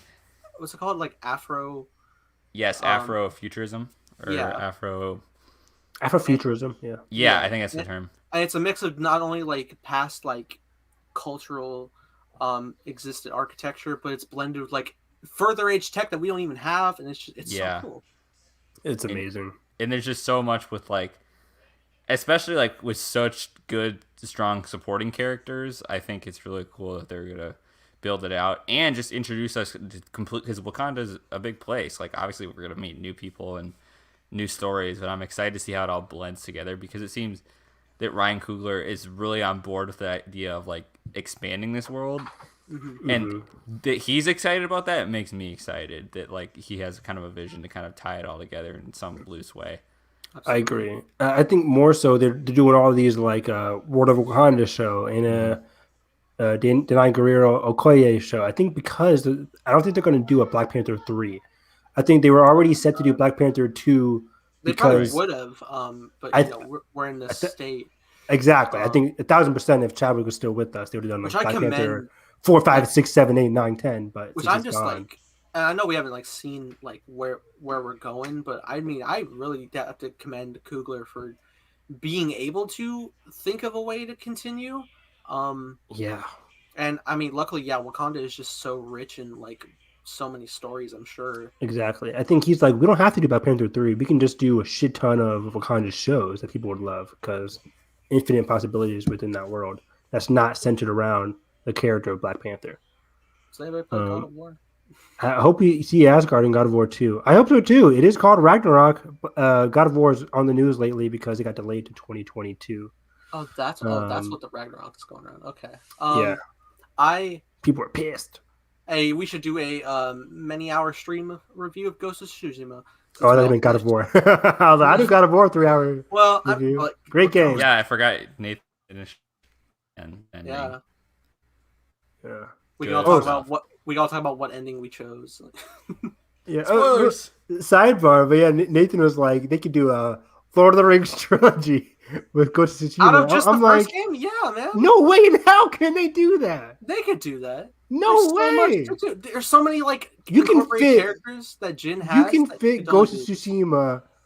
One of the trophies is like play the game on like New Game Plus or finish it. I can finish the game by just doing story missions probably in a day. Like, there's not a lot of story if you missions. Grind away at it, but like there's not a lot of story missions for this game. I think when I was this is a 2-hour movie max. No, but like whenever like you get to like one of his like allies, it ends up becoming like a thing of like, all right, that was part 1 of 3 of this side mission. And I was like, okay, right. So I don't know, fam. They're expensive enough that you can have Jin spend time with them, so that we care about these characters when we go. You could have like saving what's his uncle's name? Shimura. His uncle. Yeah, Lord Shimura. Lord Shimura. Like the whole saving him and breaking him out. That could be a climax of one movie before you actually reach the con. Like you could really like take your time with this. I could see it, Nathan. I see you. You could? Yeah. You could see Act 1 being one movie. Now, granted, what I want for video game adaptations, I want them to be series like The Last of Us is doing. Oh, I think, this I show could see the opening beach scene being 20 minutes in and of itself. 20 minutes? Yeah, I could do this whole invasion thing. It's a huge deal. I can edit that shit up in 5 minutes. Okay, well. But should you, though? Studio Yes. man? Sound like Warner Brothers trying to get max runtime. I want this thing under 2 hours. Oh, we didn't make any money. Damn it. Oh, we cut down the Asian representation for our Asian movie. Damn it. Hey, let's cast Tom Cruise as Lord Shimura. What's up with that? Oh, isn't The Last Samurai really good, though? It is a fantastic movie. That was different, though. That's different. He wasn't meant to be playing an Asian character. Yeah. But Scarlett Johansson is Jin Sakai. Ugh. I'm sorry. SNL does that all the time against Colin Jost, who is married to Scarlett Johansson. Yeah, and he's just like, what the hell? but I saw a funny tweet today. Sorry. Well, one last thing. I saw a funny tweet today of like, someone's like, the poor Marvel intern cutting like the 807th Black Widow promotional video. Because there was some new video today of Scarlett Johansson just like sitting on a green screen. Like, look at this exclusive clip. I didn't watch it, but there's some. I know what you're talking about. I saw it, yeah. I do like the most recent Black Widow trailer though. Like it's probably my favorite. It's probably my favorite too. I saw it in the theaters. I'm like, I like this trailer way better than the. They have it's so refreshing to hear like it's the Avengers theme, but it's orchestral Russian style. I'm like, oh my god. I like it too. Gone are the days of the stinging guitar. That is it the guitar? What's the F9? Feel the love. I have no idea. But I think on Ghost of Tsushima, I think you could easily do that movie as a one movie based off the game kind of thing. But should you? Because granted, because I was thinking like in the first act, what's Jin's arc? Like his arc is incomplete in the first act. It's just like he rescues his uncle. His uncle doesn't see him do that bad of stuff. It's not to act two. His uncle's like, oh wait, my son's kind of Carson going crazy. Well, he's going down that path because he's alone. I was about to say, Carson, what is Frodo's arc in the first Lord of the Rings? And it's like, we spend time, man. Like, of course, you got to bring in Lord of the Rings. Evan, compare this to the perfect trilogy. Evan, I forgot. Have you seen Lord of the Rings? Says you need to go rewatch it. You're the one like, it's okay. I can't. I keep telling you guys. Walking for 3. Those are 2 hours and like 45-minute movies. So what? I can't do it, fam. I can't do it. When we do the commentaries. I'm so. I'm gonna be asleep on the commentary. Wake me up when the Balrog comes in. Good night. dude. You know what's Fellowship hilarious? Fellowship is literally one of the. What? It is What? such Say a it. perfect movie. There is. Perfect. Evan, I Evan, you know I what's don't know what hilarious? I would do with that movie. Like there is nothing else. Don't kill You know, Sean Penn. Evan, you know what's hilarious about I have the Blu-rays of the extended editions, and No. no, but you know what's hilarious is like when you get to a certain part of the movie, it's like it fades to black and it tells you put in disc 2. It's that fucking long. Wow. Hell Like, no. I refuse. I put in refuse. disc 2. We get intermission, baby. Maybe one of these days I have to do it. I really have to see Lord of the Rings with Evan grown up 25-year-old eyes. But today is not that day. Ben's my new favorite viewer. Yeah, Ben's the best. Yep. Hey. No disrespect. Oh, These he are meant disrespect.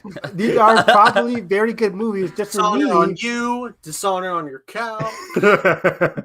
I just don't feel the need to watch these movies again. They're not rewatchable to me. I saw them a couple times as a kid, I mean, they're an experience. Like you can't like back to back it. You have to like right? Like I see these on TV all the time on TV. yeah, but cropped. You know, listen to Patrick Williams. You know what happens on TV. I know. Yeah, I know. It's just I'd rather watch literally any other franchise. You are. Let me go watch The Mummy again. Nails on a chalkboard. Let me go watch The Mummy. Let me go watch Harry Potter. Let me go watch Star Wars. Let me go watch Mission Impossible. To watch Lord of the Rings again, I'm just like What? snooze fest. What? Wait, did you have a? Did they hurt you? Like what? No, they didn't hurt me. It didn't hurt me. These are good movies, guys. I just don't feel like rewatching them. I gotta rewatch them at least once a year. That's Once a year. Yeah. Sure. I mean, I don't, but sure. Couldn't be me. After my Harry Besides Potter that- marathon, then it's Lord of the Rings time. Like in between that awkward time between like Thanksgiving and Christmas, and then like winter is Star Wars time. I thought that was your Harry Potter time. No, Harry fall. Potter's every Fall. season. Fall is my like. But Evan will binge 20 Ghibli films in 1 year. Yeah. I mean, 1,000%. Next question. Yeah, Carson, we're on the same side. Hold on. Yeah, Carson, where you at on with your Ghibli movies now? I have like 4 left. Exactly. I do need to watch Exactly. them still. But yeah. One last quick update. Last of Us wise, they cast the same actress who voices Marlene to play Marlene. Now, wasn't Marlene the one who was like, Yeah, she's the head of the Carson fire. didn't finish the game, did he? You finished part Which 1, game? right? Of what? Last of Us 1. No, stop! Don't say anything. Yeah, never mind. You didn't finish I Last of Us think- 1? I think Evan's face just confirmed me who it was. All right, yeah, nope. I mean, no spoilers, because you see this person in the first 10 minutes of the game. Yeah, Marlene is the head of the Fireflies who gives Ellie to Joel. yes, No spoilers. Oh. That's who Marlene is. yes. She's a black lady with the, not afro, but short hair. I forget what her hair looks like now.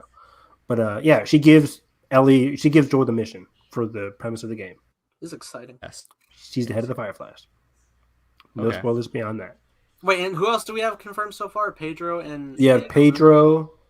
brothers. You have Ellie. Diego The brother. Luna's- Is Diego Luna the brother? I think he's Tommy. Yeah, right. Is that confirmed? Because I keep forgetting. Yeah. Is that I a dream? swear to Is God, that a that dream guy- or reality? No, that's I was- confirmed. I was so hyped to hear. I was like, finally, he's back Tommy in Last of Us. something. I mean, what was the last thing he was in? Terminator: Dark Fate. He was good in that. Gabriel Luna, not Diego Luna. Yes, Gabriel. My bad. I was like, Diego Luna? No, Gabriel Luna. Sorry, So many Gabriel Lunas. Luna is who I was thinking of. And he's Gabriel Luna is fantastic as well. Yeah. Man, this show is going to be. Carson, you have to watch him as Ghost Rider, man. Yeah. I I'll know. watch Lord of the I- Rings the day Carson beats Last of Us 2. And I'm then gonna play it binges this the time. free I already $9 own it. review. I already own it. It's waiting in my PlayStation store. Beat it. And then I'll watch Lord of the Rings. Carson doesn't know the pain of Seattle day 1, day 2. I know. It's so long. Why did we do that? Well, you know what? I think I accidentally saw this spoiler. Well, I already knew the big spoiler for 2, but I think I saw like an out of context clip of it actually happening in part 2, and I'm like, Hmm. You have to watch it. But I'm gonna be so sad when it happens. Oh my god, I can't wait. I was crying. I cried numerous times in Last of Us 2. Numerous times. I'm ready. I cried in Last of Us 1 twice. You know what? I play these for the story. I'm ready. I'm just like, give me the cutscene. I want this. Put it on emotions, easy. like- Just go through the story. I play for the plot. I don't play for the gameplay function. No, that's why I play on easy. I don't game. Oh, you play Ghost of Tsushima on easy? 1,000,000%. Oh no! Water stance, bitch. I can't believe you do that against anybody. I said, how do you play the game like that? Like I'm constantly switching forms in Ghost of Tsushima, constantly. Give me them flowers. Oh my god! I really want to like backseat watch Nathan play video games. I'm there for Oh, the man. story. I'm grinding away like as fast as I can. We should play Ghost of Tsushima online. They have the online mode. I do want to play it. My coworker was telling me like that's amazing, and I was like, well, okay. Oh, Carson has the game too. We could all do My Cup of Tea Ghost of Tsushima Oh my God, co-op yeah. game mode. Whoever has the capacity to stream a game, I do call not. water stance. I have water stance, bitch. You guys are That's my useless. definitive move. I learned nothing else. That's how I beat the game. Circle, circle, circle, circle. Circle, no, triangle. I can't remember. Triangle, whatever it is. No, triangle was the that was the spear stance to go against like the. That was the dudes had the little shield. Went like. I use water stance on everybody. Yeah. Oh, I love when you go into the showdown and they're just like, Yeah. It reminds me of like a Pirates of the Caribbean like scene where it's like I know there's a scene where they like freeze and they like start fighting again or something. I can't remember which movie that's in, but stopping all each other. I'd watch those again. Absolutely, and we shall. Mm-hmm.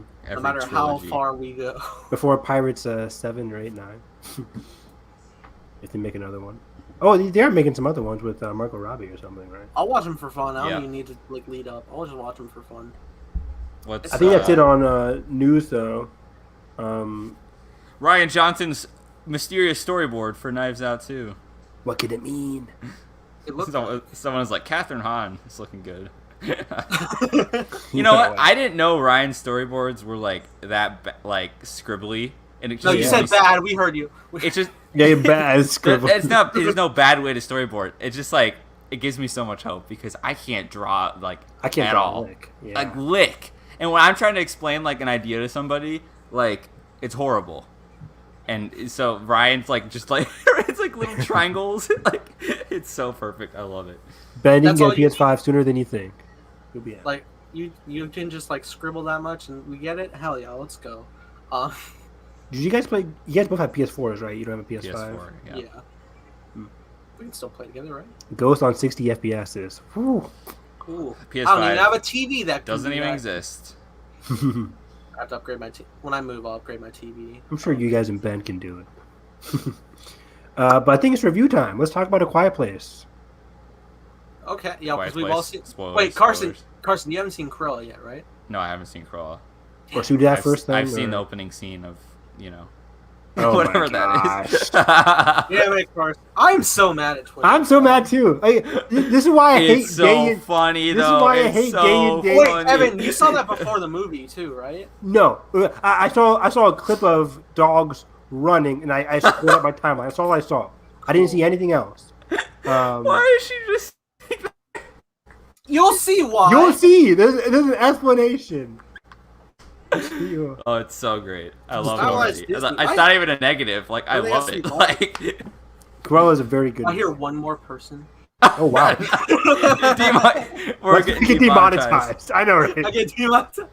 I'm not gonna lie to you. I was walking home from work the other day, and one of my coworkers was just like, "Would you like a knife for protection?" And I was like to borrow, and he was like, "I have many. You can have it." And I was like, "Doesn't tell you where I fucking live." Like, That's Florida for you. Oh, that's kind of great. right? Insane. It's a whole night. It's mine now. I was like, I just Go love one more it. time. I think I don't believe you. I leveled Got- up- I think you yeah, gotta get your I initials leveled on up it in now. the game. Yeah, I leveled up in life today. Like One of these days, Nathan's gonna show up and they're just gonna cut right through his arm. fucking Winter Soldiering that shit. Like, hey guys, this is a trick. It's like, oh shit. Say Marriage Story. Look, Ben, do you work with Dwight Schrute? Ben just said. Oh god damn it! Yeah, apparently. Speaking of Dwight Schrute, our man Jim has directed another movie. Oh, Yeah. Oh look at that wow, transition. nice. Look at that 6 minutes separation transition. there. Beautiful. Yeah, Beautiful. we'll talk about Quiet Place now. Spoilers because we've all seen it. Yeah, spoilers for A Quiet Place 2. Frankly, as it is, you should go see it. I mean, there's It not is- really a lot to spoil about the movie in terms of plot. That's even more of a reason That's to true. not. That's the things you can spoil. Yeah. There's not like a big John Krasinski dies moment from the first movie, I can't And- believe Cillian Murphy was the villain. God damn it! and that pissed No, me let off. me just say. I was worried that was going to be a thing because, like, I Me was too. randomly thinking about that scene in the trailer when they were like closing the kids in the closet, and he was just like, shh. And I was like, oh no! Dude. yeah, I was like, this dude's going to turn on us at some point. Like, But he Can had I a good just say, character. though, He's a good character. yeah, like in general about the movie, that like it was a lot less about expanding and answering why the apocalypse was happening and still more focused on like the actual trauma of the family and yeah, their day-to-day, and like it was expanding out in their peripheral, but it wasn't like, oh, this is why this is happening. We saw that amazing opening scene, which, oh my god, the sound editing was so cool. Like, I've never been more terrified watching baseball because like I knew stuff was coming and I'm like, okay. Ah. So I have a thing. It's like I remember people had a criticism of the first film about how like right from the get-go they like showed the monster in the opening, and people were like, Mhm. "Oh, why did you show it? Like now there's no suspense." I think 2 proves my point of why I disagree with that, because Yeah. you know how the monster is and like how it operates and like how it like moves and how janky and scary it is. So like it's even more of a pressure on you to like want to stay quiet because you know what it's capable of. Yeah. That's a good And point. I think the prologue in the first movie is still very good because even when he kills the son, you don't really see a huge like what it looks like in depth Yeah. until the very end It's a of the blur. movie. Yeah, it's kind of like a blur. It just goes by and he has to stay silent, and that's terrifying. Yeah, I was rewatching the movie the Thursday before I saw Quiet Place Part 2, and I'm like, that first 10 minutes is astonishingly great. The way he's like running and the beat picks up and then it just gets the kid in time. Oh, crazy. But yeah, the prologue in Part 2 is one of the best scenes I've seen all year. in It's film. so good. Fantastic. Like, Yeah, I also Like, love how like John will like kind of like have quick callbacks to his first film without like actually lingering. It's just like in passing Same. of the movement of characters. Like, oh, John's walking through the store. There is the space shuttle that will ruin Rocket, our yeah. lives, but like we're just going past. We're going down the steps. That is the nail, but we ain't stepping on it. Like, Mhm. yeah. It was but very like smart. while it's going down, I'm like, don't fucking hit the nail. Right. Like, ugh. Yeah. But yeah, the prologue was just so good. The way everything was set up, like Carson said, from the baseball game all the way up to when you see like the meteor, right? It was like a meteor coming down from the sky, Yep. right? Or like right when like the radio started fucking up. yeah. It was like, ooh. But yeah, the meteor's coming out. Everyone's like, Which was so fast. I did not expect that's how like they came to Earth. It's very Mhm. simple, but I'm like, oh wow, okay. I guess I that's like it how like they that. that's how they came to Earth. It's like literally like an alien invasion. yeah. And like not even 5 minutes later, they're there in that town. Like, they spread super quickly. And it is so weird just to think like, I love the mystery of like how they even came to be like crashing here. But I don't really need A Quiet to- Place Part 3. It's like, Yeah, no, I Yeah, don't no. need. I don't need a Quiet Place origins. I don't. It starts in need that. space. Yeah, Oh, jeez. there's- They have a whole they're like, ecosystem and shit. it's a fucking it's a xenomorph war. There's a David. Yeah. These are the Yeah. ones that escaped. Yeah. I mean, Carson liked those, but like this is Yeah. a different type of thing. Like, They'll never do. But yeah, I liked it when they went to the diner and then John's like, "Be quiet!" Like everybody's quiet, and the girl like they don't know, but they're on like a voice recorder or they're calling somebody. Yeah, and they're then they like- hang up the. finally stop, and like the other dude's like praying, and he's just like, He's like, "Shut up, dude! Like God's not gonna save you right now." and like everything seems like it's gonna be chill, but oh my fucking god, when the cell the phone loudest phone ring of all time. Everybody in the theater was like, "Oh my god!" I watched this in IMAX, and my theater luckily was like pretty quiet the whole time, and I was just like, I felt pressure on my chest from like breathing. I was like, and then like the cell phone rang, and I was like, Yeah, everybody was Dude, like, and "Oh this- shit!" The split perspective when it went to her point of view, and then like the car was just like literally tumbling, and then it would cut, and then it would like, oh, it's so cool. And like how that comes up later when she goes out on her own, and like the monster just in the back of that train car. Ooh. My whole theater was like, oh my god, there. that was freaking. There's so many great like jump scare tricks. Like you think in the train car when she's trying to pull for the first aid kit, like if that thing drops, it's gonna make so much noise. But she grabs it, which is fine. But then the monster's in the background. You're like, oh shoot! Like, oh, and it's so bad because, and so, I'm glad Cillian Murphy shows up because like she wouldn't have made it because like her whole plot was like she got the radio thing and everything, and she's got the shotgun, but she couldn't like simultaneously do it to prevent. So it was like, and you really need to like co-op this mission. I did love how the kids like made a lot of mistakes in this movie without the absence of their dad, like, and they were trying to do it out of love a lot of times. Like she's like, it's what my dad would do, dude. Like I gotta go. Like it just shows you like when we get to that final like montage in the end when it cuts between both of them and they're both like standing on top of the monsters or whatever, like triumphantly, and they're surviving in this world. They're thriving in this moment. Yeah. You know, however lingeringly, but it's like it just gives you like hope because they are able to get through it, but it like builds it up so well because it starts with like their despair of having to leave this place, leave their home that was like this temporary kind of solution. And I love the shot of like they're standing on the sand and they have to just like something as simple as just like stepping out back into the leaves, like so cool.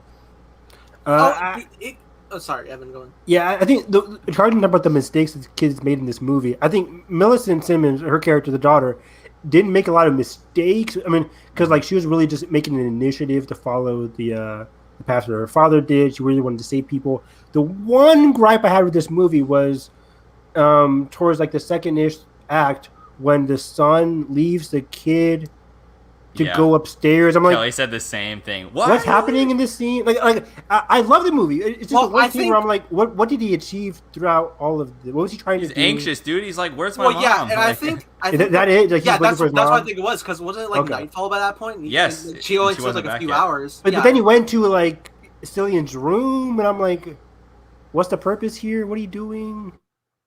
Like I didn't really get that. Like he went to his room, he saw the dead wife, then he runs and he makes a lot more noise. I'm like, what are you doing, dude? Like, granted, I'm with you. I'm like, okay, I think he's just looking for his mom. So he looks out into the window, doesn't see anything, but then he looks up to Cillian Murphy's room.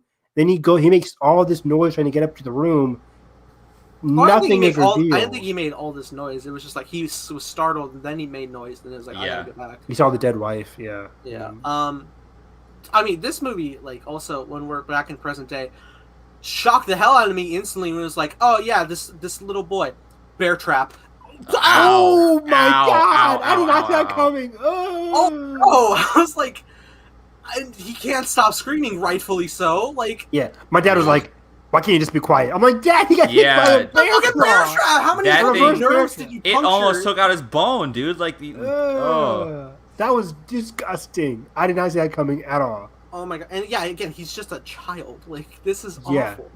I'm like, there's no way you can tell this guy to be like, like this isn't a nail situation where she was just able to be like, And it looked so painful for Emily Blunt's character, because like she's like, she cares about her son in pain, but also we'll all die if he doesn't stop, and it's awful. Oh, dude! But I did like how they were so easily able to counteract the monster that was like right in front of them.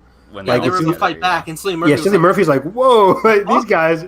I could use that. Like, damn. I loved like the difference of ideals between this movie of where Cillian starts and where he ends. I thought that was really well done, and especially that scene of just that quiet scene in the bunker of just Emily and Cillian talking to each other. Of like, didn't you see the fires? Like, why didn't you come? Like that kind of stuff. Of like, you know, why did you stay out here? Like and it's all like super small dialogue stuff. But it's all in their face, dude, because this movie is so about expressions and different things, and like it just gives them so much to work with.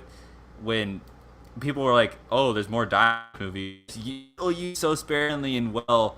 I think it's just another amazing Emily Blunt performance. Granted, we don't see her as much in this movie, but for what she does, do though. I mean, she's really good. She's Emily Blunt. Yeah. Yeah. She's freaking Blunt, dude. But yeah, I do like that the kids kind of carried this movie along with Yeah. Cillian Murphy. Oh, by the way, after seeing this movie, I'm like, why the fuck are you asking about Fantastic Four? This movie's so good. Like, look, talk about it. Dude. People piss me off. Yeah, it's stupid. Okay, let's talk about the just like the whole island thing and like that was great. It was interesting. Was a great scene. I really loved it, and then it just got like I'm glad we're like expanding the scope, but I'm so curious how they're going to end this trilogy because I don't want to. Obviously, I think they're going to like defeat it in a way, but I don't want it to be like. It's interesting, right? It seems like the monsters can't swim. Yeah, and they knew that. Stuff. They knew that pretty quickly, and it was that heart wrenching thing of like there was both, but like people started screaming, dude. Oh great my god! Scene, wow. Great scene. Wow. Oh, and I can only imagine like the pain of having to like watch that. Like I don't know if they would do that like for part 3, but like I would love a scene of that. Like there's 12 boats. I know, only like they'll 2 start made it setting out. up, and I'm like, oh no, like it's scary. Like Yeah. the scariest thing is not like the monster; it's man. Like It's humans. Yeah. And it makes me think of like I do want to see like a little bit like in the third one. I think they're gonna show like more the world scope a little bit maybe of like because there's definitely like some rich people holed up in their like military style bunker and stuff like that. 1,000%. We're like, Probably. I want to see someone that's like, like this is. The world's kind of great like this because I have everything I like. I want to see that perspective of like, like something like that. Like during the purge, where during the purge, people fighting for their lives, trying to scrap, and then rich people are like, oh, and then there's like giant tank doors locked down. Right, Yeah. we get somewhere, and then like we have the earned experience of going through everything with this family, and then we just see these people just like loafing around of like. Not like the people on this island were just living and like trying to survive with their families. Like I just want to see like the people like literally like drinking a mimosa on their deck. Like like it's fine. We're just up here. Like it's not an issue. Like even if they're on the I same think land, so like, interesting. They can't climb or something. Like like. But also towards the end of this movie, this could have a lot of implications for part 3 because when she goes to that radio tower, the son is able to fire back because he's on that radio frequency or whatever. How many other perspectives could we have from random people who are like, whoa, and then just use that as well? And like, maybe that's how it starts, and then so part 3 could have a lot of implications. It also makes me worrisome of like those that like don't know that situation. They're just like, ow, and they turn it off. And it's like, fuck, that was saving grace. Yeah. Like that could be a good perspective as well. And clearly, so it's interesting. It's really interesting that like I finished this movie, and I was surprised how pretty much all of you were just like, let's go for part 3, and I was like. I thought this was like a solid conclusion. I was like, it ends abruptly though. It ends so abruptly, like the first one. The first one did too. Yeah, and I was just cool shocked that like me of all people was not like sequel. I was like, right. Yeah, I mean the first one ends so abruptly, and even then I'm like, I don't need a sequel to part 1. I think it's a perfect ending, even though it ended abruptly. Right. So the same thing happens to this one. I think I'm just more willing for a part 3 because John already said he's writing it. Yeah. I'm more willing. How great was that? Like transition from past to present where like the kid was like covering his ears and then it was like he's like locked in but he's like now he's with his in the beginning of the movie. So good. Yeah. So I need to watch it again. I've watched the transitions in this movie. Oh my god! There's one scene with the lighthouse where it's blinking red. Yes, like, and then it blinks out into the fade black, and then it comes back. Yeah, that dude. I saw that. I was like, oh fuck yeah, cinema. my brother and I like. 20 times my brother and I are just elbowing each other like that transition. Dude, that whole montage was so good at the end between the two siblings, and I just can't wait to see him be. That was the premise. I want to see him reunited at least, like because there's so much just to get to where they're back and forth. I have watched the ending of A Quiet Place 2 a multitude of times now because I had to usher the other day, so like we have a lot of show times. And so I'll always like come like right when like it's about to end, and it'll be like that last moment, and I'm just like I'm standing like to the side being quiet and respectful because I'm like it's a quiet movie, and then it just builds up so beautifully. I'm like, oh, it's so good, and then it's just like John Krasinski, and I'll then step in, just be like, it's over. And I'm just like I'm respectfully there, but every time I'm just like, yeah, it's so good. And solid. It's just a solid. And I love how it did its the balance between the world building and how John actually directed it was so good here. The directing, so good. I'm just watching it. I'm like, what's with it with these comedy people being fantastic directors? What is between him and Jordan Peele right now? It's like the direction is just pitch perfect. Like we said, the transitions, the dialogue scenes, the way he's directing these shots. Like, oh my god, the action. They shoot for the edit. If that's any sense, they shoot for the edit instead of editing their shoot. They're like very planned out of like how the scenes are gonna flow together. Okay, but no, there's one sequence I really want to talk about, suspensefully, which was the boat scene. No, it was with the the kid taking care of the baby, but then like they get locked into the furnace. Oh god! Because like I was watching it, I was taking notice. I was like, all right, it's landing on the towel, makes sense. And then like I was like, fuck, please no. Like that happens. And I'm like, oh fuck. No, and like the oxygen's depleting because like I'm pretty sure also the kid is unaware of how much oxygen is running. Yeah, so no, he didn't know. Yeah, and like then she had to use the tank. She had to use one of the two tanks. And at first it seemed like it didn't do shit, and I was like, "Fuck, we wasted a tank." But it was to get the sprinklers going so she could be masked. Yeah. Another awesome sequence with the rain coming down, good. Emily Blunt going head to head with the fucking monster. It's so good. And they get back down there. It's also like really painful to also have to watch like the kid having to sample the oxygen from the child just so that they can both stay. Like it hurts. It's so good. I also like at this point I care so much about this family now that like any inconvenience there, and I'm like, fuck. I thought like I came into this movie like, okay, so John Krasinski died in the first one, but anybody can die in this one. I'm like, Cillian Murphy could die sacrificing himself. One of the kids maybe. I'm like, oh man, I was so nervous. Oh, one of the best like every time they like set up something vulnerable to noise, like at the end they're sneaking into the radio tower, right? And like she's putting her foot down, and there's like all these stacked tapes on this loose paper, and I'm like, fuck, and like there's this drawer there, and it's like, oh god, don't hit it, and she like pushes it in, and barely it's steps so over quiet. It It feels like as quiet as them, but it's still triggered them, and I'm like, fuck, no. Dude, it's so well done.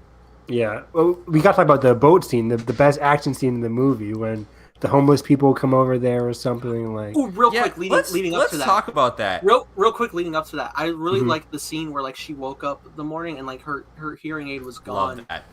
and she's freaking out. And I guess it's probably to be read like we can't save everyone, but I was taking this like I'll never perceive sound ever again. Like that. It was heartbreaking, and she just like broke down outside, no noise. But then Cillian Murphy comes back, and I'm like, "Thank fuck, that was the another great shot." You just see his his bottom half, his hand come like, he dropped his. Yeah, I'm like, oh, he's the best. It was that moment I was like, I fell in love with the character. I was like, okay, he's the best because he easily could have just ran away. I was like, you're an idiot. Yeah, at that point, I was like, he's here for us, and especially by like the boat scene, I was like, he's fucking here for us. He's the best. Let's go. And they do the callback from the baseball scene of like dive. Like, what's dive? And how do you say dive? Yeah. Oh yeah. Oh, it was great. Oh, the best. Okay, yeah. These creepy boat people coming insane. Like as soon as I saw the kid, I'm like, it was like again, another Last of Us thing, but I don't want to spoil anything. But there's a scene where Joel's like, the forest people, you mean? Yeah, like, should I keep going? And Ellie's like, hey, you should stop. And Joel's like, no, it's a trap. I can't stop it now. It's similar in this one. It's like, Ben, what are you doing? Get off! Oh, no! Go watch it! Ben! We're spoiling it!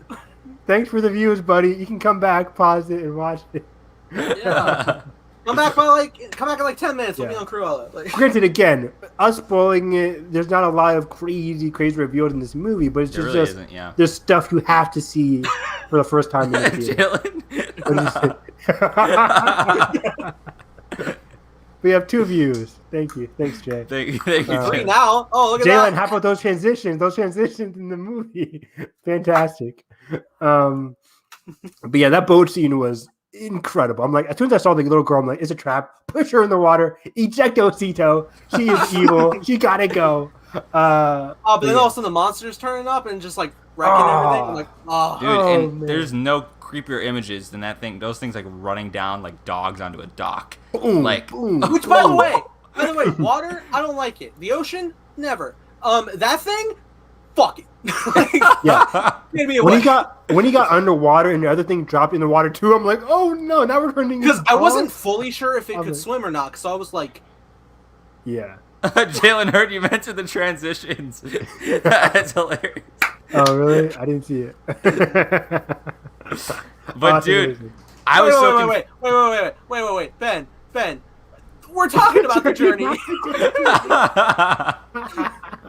This is But incredible. dude, I was so creeped out because I'm like, how are these people like here and they're literally just like completely like devolved almost. I'm like, this is like a completely different side that we hadn't seen of like basically just like succumbing to the post-apocalypse, but like in a completely different way. Yeah. Like we see. It kind of makes me think of the old dude in the first movie who just like couldn't take it anymore.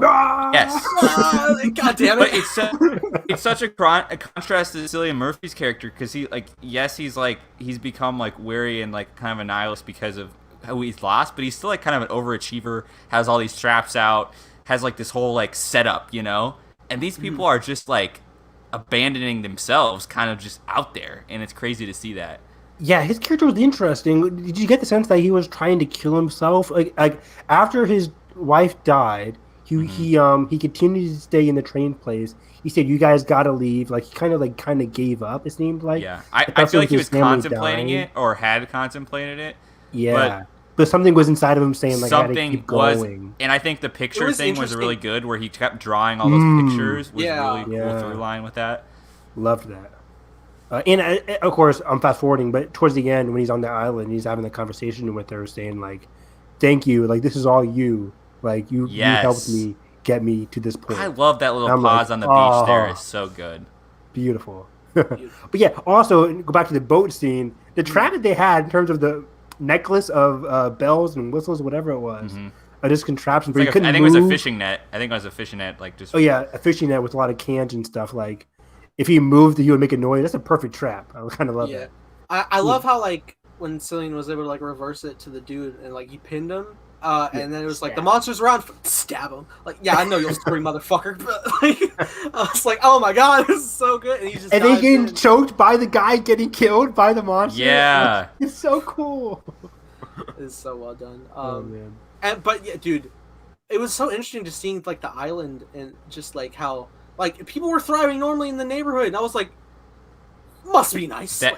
That shot is. Literally, it was so jarring because they're like jarring, yeah. They're peeking around the corner after a movie and a half, yeah. And they're like, it's literally the equivalent of like in here we go, Goblet of Fire when they come back from the maze, and that's my like the band's playing and like then you know Harry, yeah, it's like that. Like think about all the stuff that those people have got, that Cillian and the girl have gone through, and all of a sudden you just see people roasting marshmallows, like or whatever they're doing, like it's crazy. And I'm glad that it cut. Right, Jalen? Fantastic. I'm glad that it cut instead of just like showing them like go. I'm glad it cut to like them like already told the story. I thought that was really clever. They're already like settled they were in. caught That's up. nice. Yeah, they were caught up with the situation, and so then we get that really because cool like scene. while they were there, I thought they were gonna have to like Last of Us it and like sneak through houses and stuff. Right, I did too. I'm so glad they weren't like evil people because it reminded me like my dad started elbowing me. That's what I was worried about movie. too. I was like, because again from the trailer, I was like, is Jimmy Hunsu gonna turn on us? Yeah, because like it reminded me. All of us have seen, like at least my family, we saw Lost. In Lost season 2, there was like this group called the Others who were like had been on the island for so long and they're so used to it. And all the other characters are like, what's going on here? Like it kind of reminded me of that, where they're like so used to everything going on. Like they're not in any danger, unlike our characters. Like, yeah, like I thought, are they sacrificing people, or is this like some kind of weird thing? But no, they're on an island. Like, yeah, and the fact that the monster got on the boat, that was kind of teed up. I was like, oh, and then the way like, he started running, I'm like, yeah, he's like, get inside. Insane. Oh, dude, and he just scoops up that kid, and it's just like, oh. The action in this movie is just so well directed.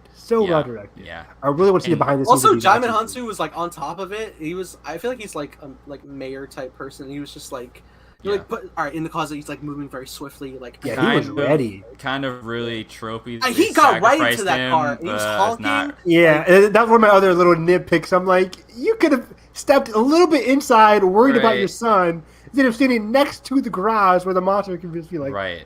Swipe. It's like, I was like, yeah. It's like kill the black guy. Like okay, like Yeah. I thought he was gonna have a larger amount of screen time. Me too. But I'm like, it was a great cameo though. He's a great actor and he did his job well. Best supporting in the actor. movie. Let's go. Best supporting actor. Cillian Murphy right now is up there for me.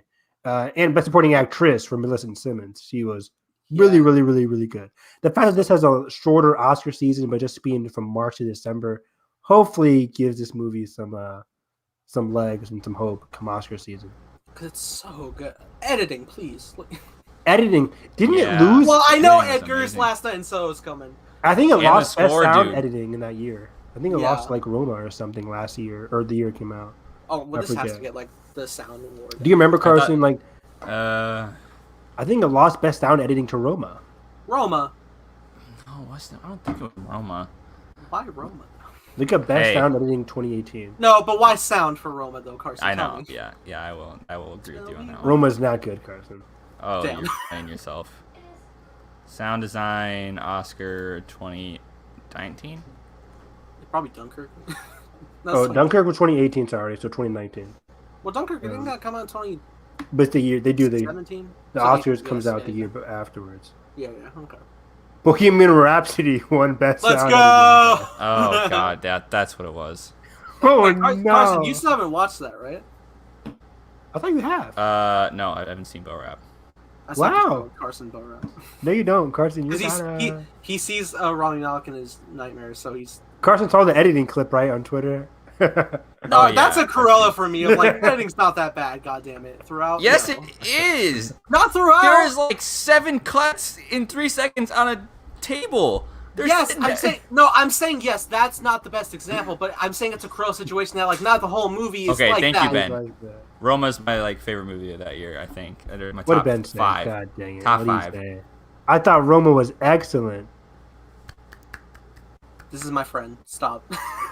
Don't Well, clap. Nathan has we're fans? clapping for Katie too. We'll clap Nathan for has everybody. fans? No, Yeah. absolutely clap for Katie. Don't clap for. Is this Nathan's second account here? He's just talking about himself here? No. Just kidding. That's all. Feels like it sometimes. Too We funny. talk all the time. But she did want me to tell you guys to say hi earlier, even though Awesome. She don't Hello, know. Katie. Um, Come on the podcast. absolutely. When we find a Everybody come on the topic podcast. that's like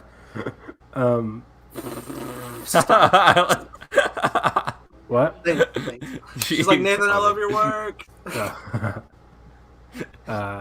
Anyway, But yeah, there's so much to love about this movie. This is the definition of. I don't want to go as far to say the perfect sequel, but when I talk about excellent sequels, they expand the world while also keeping the characters intact, giving us good character building. You don't have to be so massive. The scope isn't that much different than the first one. They just leave the house, basically.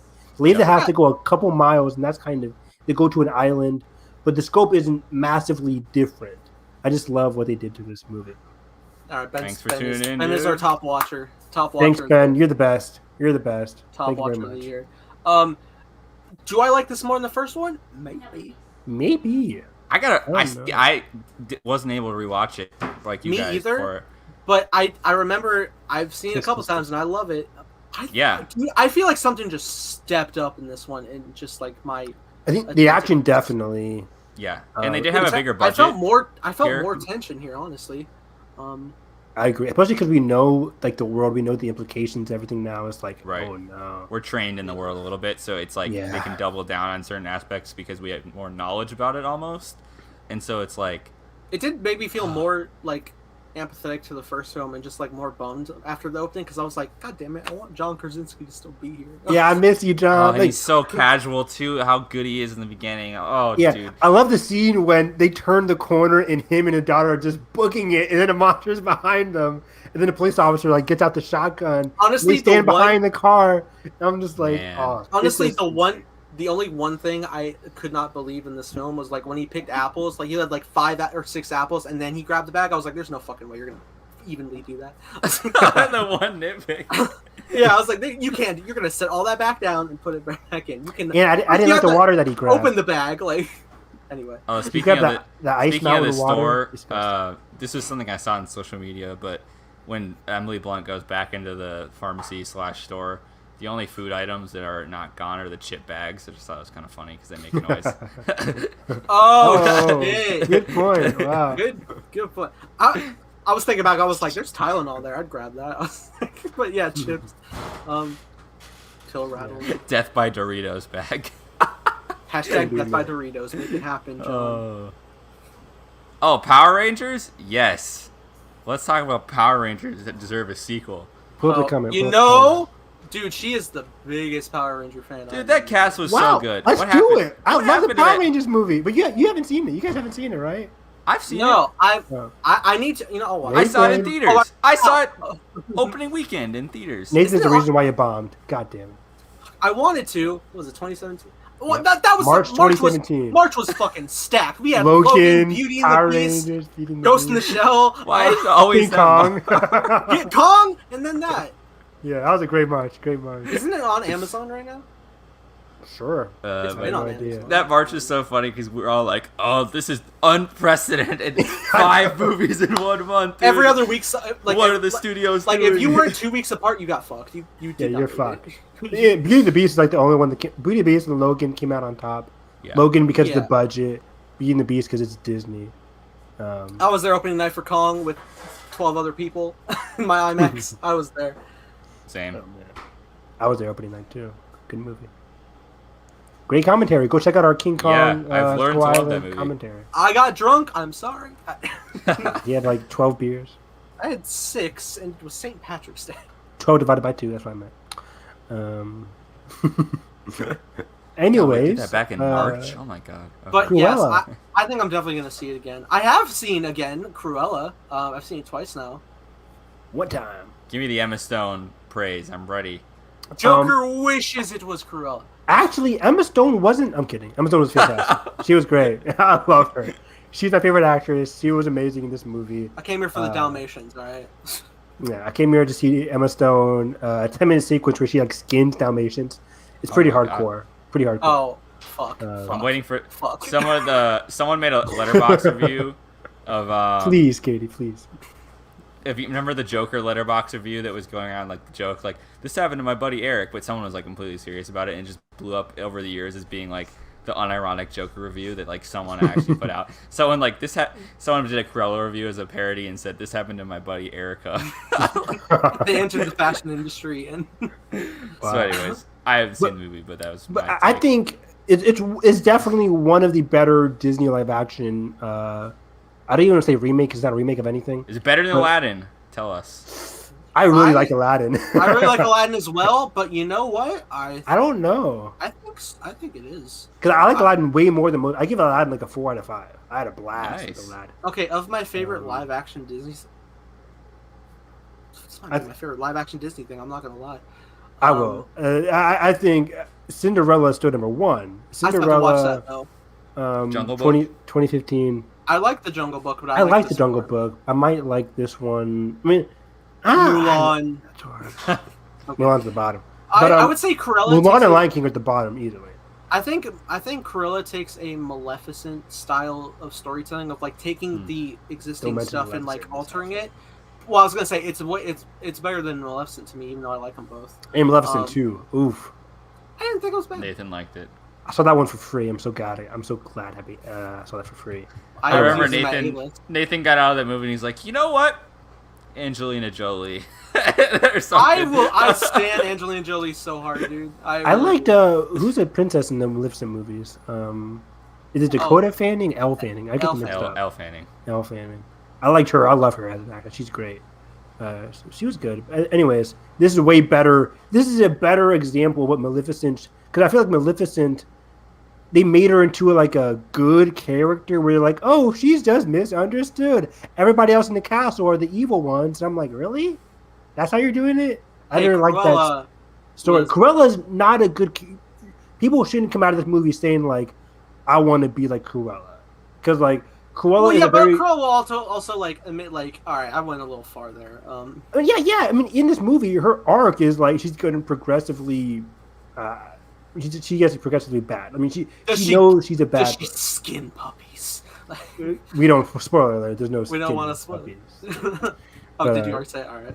I mean, it's PG-13. It's a Disney movie. No, I was also PG-13, surprised. I was no. also surprised. I was like, it's not PG. It's PG-13. Okay. I But remember then- when that happened. And I watched. I was like, all right. Yeah, I mean, I could. Yeah, it could have been PG. I think PG-13 just in terms of like the I don't know, the drama of it all. I don't know how to The describe violence. yeah, there's not a lot of violence, but there's just a lot of like not even language, but I guess the lead clip there's a death in this movie, so I guess PG-13 automatically. There you go. Isn't every Disney movie death? I mean, Off-screen deaths. well, I mean, they cut away. They don't show Bambi's back. mom dying. They cut it. They see a noise and boom. Man, they don't show the splatter. I mean, Exactly. That's in the extended cut, right, Nathan? Blood I'm splatter. talking about Cruella. Goddammit. They don't show the No, splatter. I'm making a joke because Fast and Furious, the extended edition, just had blood Oh, splatter. well, okay, the other 30 ones are seconds actually- more blood splatter.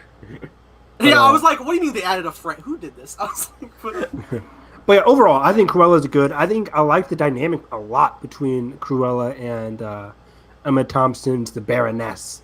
They had the side characters too. the side character is played by my boy Paul Walter Hauser. He's so killing good. I love him. He's also in the Schmodown. Watch him in the Schmodown. Oh, is he? Isn't he? Yeah. Is he the guy that played Richard Jewell? Yeah. He played Richard Jewell. And he's also in Defy Bloods. Really, really good. Defy acting Bloods. performance Who was there. the other like hench dude? Who played Jasper? I don't know what he's been in. I really like him. He reminded me of the guy who played like Jasper in the Shadow and Bone trilogy. Shadow and Bone. I also really like the I really like the shop owner, and I thought he was cool. And I Oh yeah, like Disney's first openly gay character. Stop it, Disney. Okay, Shut but I the look fuck at this up with dude and that I'm like, come on. yeah, he's gay, obviously, but I'm just Yeah. like, They're stop not with the queer doing baiting. anything yeah, you about don't. it, Yeah, you don't need to be like, look, like yes. They don't say he's gay at all. There's no gay. Which honestly relationship is in how the it movie. should be. It should just be Sure, but it's just like they Disney's use it first for openly press gay bait. character. They It's use it like for no. press yeah, bait, that's yeah. bad. Like, don't bait it. If anybody walks into the movie, you're like, he could be gay. I guess he is, maybe, but it's not like it's not as open as it's supposed to be. That's what I'm trying to say. Yeah. Which gets it's like Onward, but I like every time Mark Strong appears, I like him. Like so. Mark Strong is always good. He was good in the movie. Like a lot of Yeah. the characters, I was very surprised by the character relationships, the character dynamics, the character journeys. Because I think Cruella has a great character journey in this movie. It's something very. I Like, saw it's not some people. super goofy. I saw some people not big on the voiceover. They're making it akin to the theatrical Blade Runner. I don't think it's that bad. I think it fits pretty good, but Yeah, I didn't mind it. Granted, I never minded the theatrical version of Blade Runner where Deckard is doing the I haven't seen it. voiceover. I'm not gonna. Yeah, you don't need to. All But, they sell is the final cut now. Like they literally don't distribute. Exactly, it's hard to find it. Yeah. But even then, I don't mind voiceovers in movies in general. What I did mind about this movie, even though people praise the soundtrack, those needle drops, a bit too many. No, never. No, There's no Nathan, such thing. Nathan, it's like imagine me and Carson are just talking, right? And next thing you know, bam, music song. It's like I'm trying to watch the scene, and you're doing a big needle drop. It was a bit distracting in certain I mean, scenes. Like I liked it in certain scenes. don't they drop it when they're about to like move through different things? Like, Yeah, during like a I don't want to say montage, but like during a sequence of events, they play a montage or they play a song. Sure, but there could be a scene when she's talking to somebody and they're playing music, and I'm like, I kind of just want to feel the scene rather than feel what the music song is telling me how I should be feeling, because they're all well placed needle drops. The title of the song kind of fits with the mood or the message of the scene, so I get it. It was funny because I was watching Conjuring yesterday, and they played the same song from Cruella. It was like a Time of the Storm or something like that. I forget what it's called. Whatever. But I'm like, the song matches the scenes. I just feel like there could be better suited with just a score instead of a needle drop. okay, I was so this is like completely unrelated, but like one of the songs they played in Cruella was a cover of "Come Together," that the Beatles originally wrote. Now I don't really like listen to the Beatles one, even though it's good. But I will say, already on my Spotify, I have 4 separate versions of "Come Together" that I listen to because like they used it in like there's like 2 separate versions for like the lead up of Justice League, and there was like one by cover artist I listened to and stuff. And yeah, then like Cruella had this one. I was like, God damn it! Now I have like 5 fucking versions that come together that I listen to. Like, what's the point? Like, Yeah, I mean, again, the songs were good. I just feel like some of them could have been well versed with Nicholas Patel's score rather than a needle drop. Okay. That being said, the soundtrack's probably can be really good because a lot of the needle drops and songs were very, very good songs. it's pretty good. I really want the ending Cruella song in the end credits. Mm-hmm. I That was really good. That. What Stay else? for the post credits scene. Everybody. Stay to the post credits. I think this isn't a perfect Sequel? movie. Like Kingdom I said, Hearts. Kingdom Hearts. I wish. Cruella's in the first Kingdom Hearts, I think. I think she is. No, not everyone. Toy Story 4, or Toy Story and Kingdom Hearts 4. Toy Story was in Kingdom Hearts 3. 3, yes, that's what it was. Yeah. There's only 3. Which has very big implications, it's funny, for the Kingdom Hearts fandom. But anyways, I think some other flaws for this movie, I feel like tone-wise, it was goofy at times, but it was also very serious at times. It kind of had that Disney live-action kind of feel to it where I don't think they didn't nail certain emotional beats as much as I wanted them to. But overall, I think this was a very fun, enjoyable movie. I would give it a B. It's a very fun, very good movie. Definitely one of their better live actions. It is my favorite. There's nothing wrong with this. Go see it. Wow. I think I'm going to see it. Nathan's giving it the perfect score. I'm going to go see it at AMC this weekend.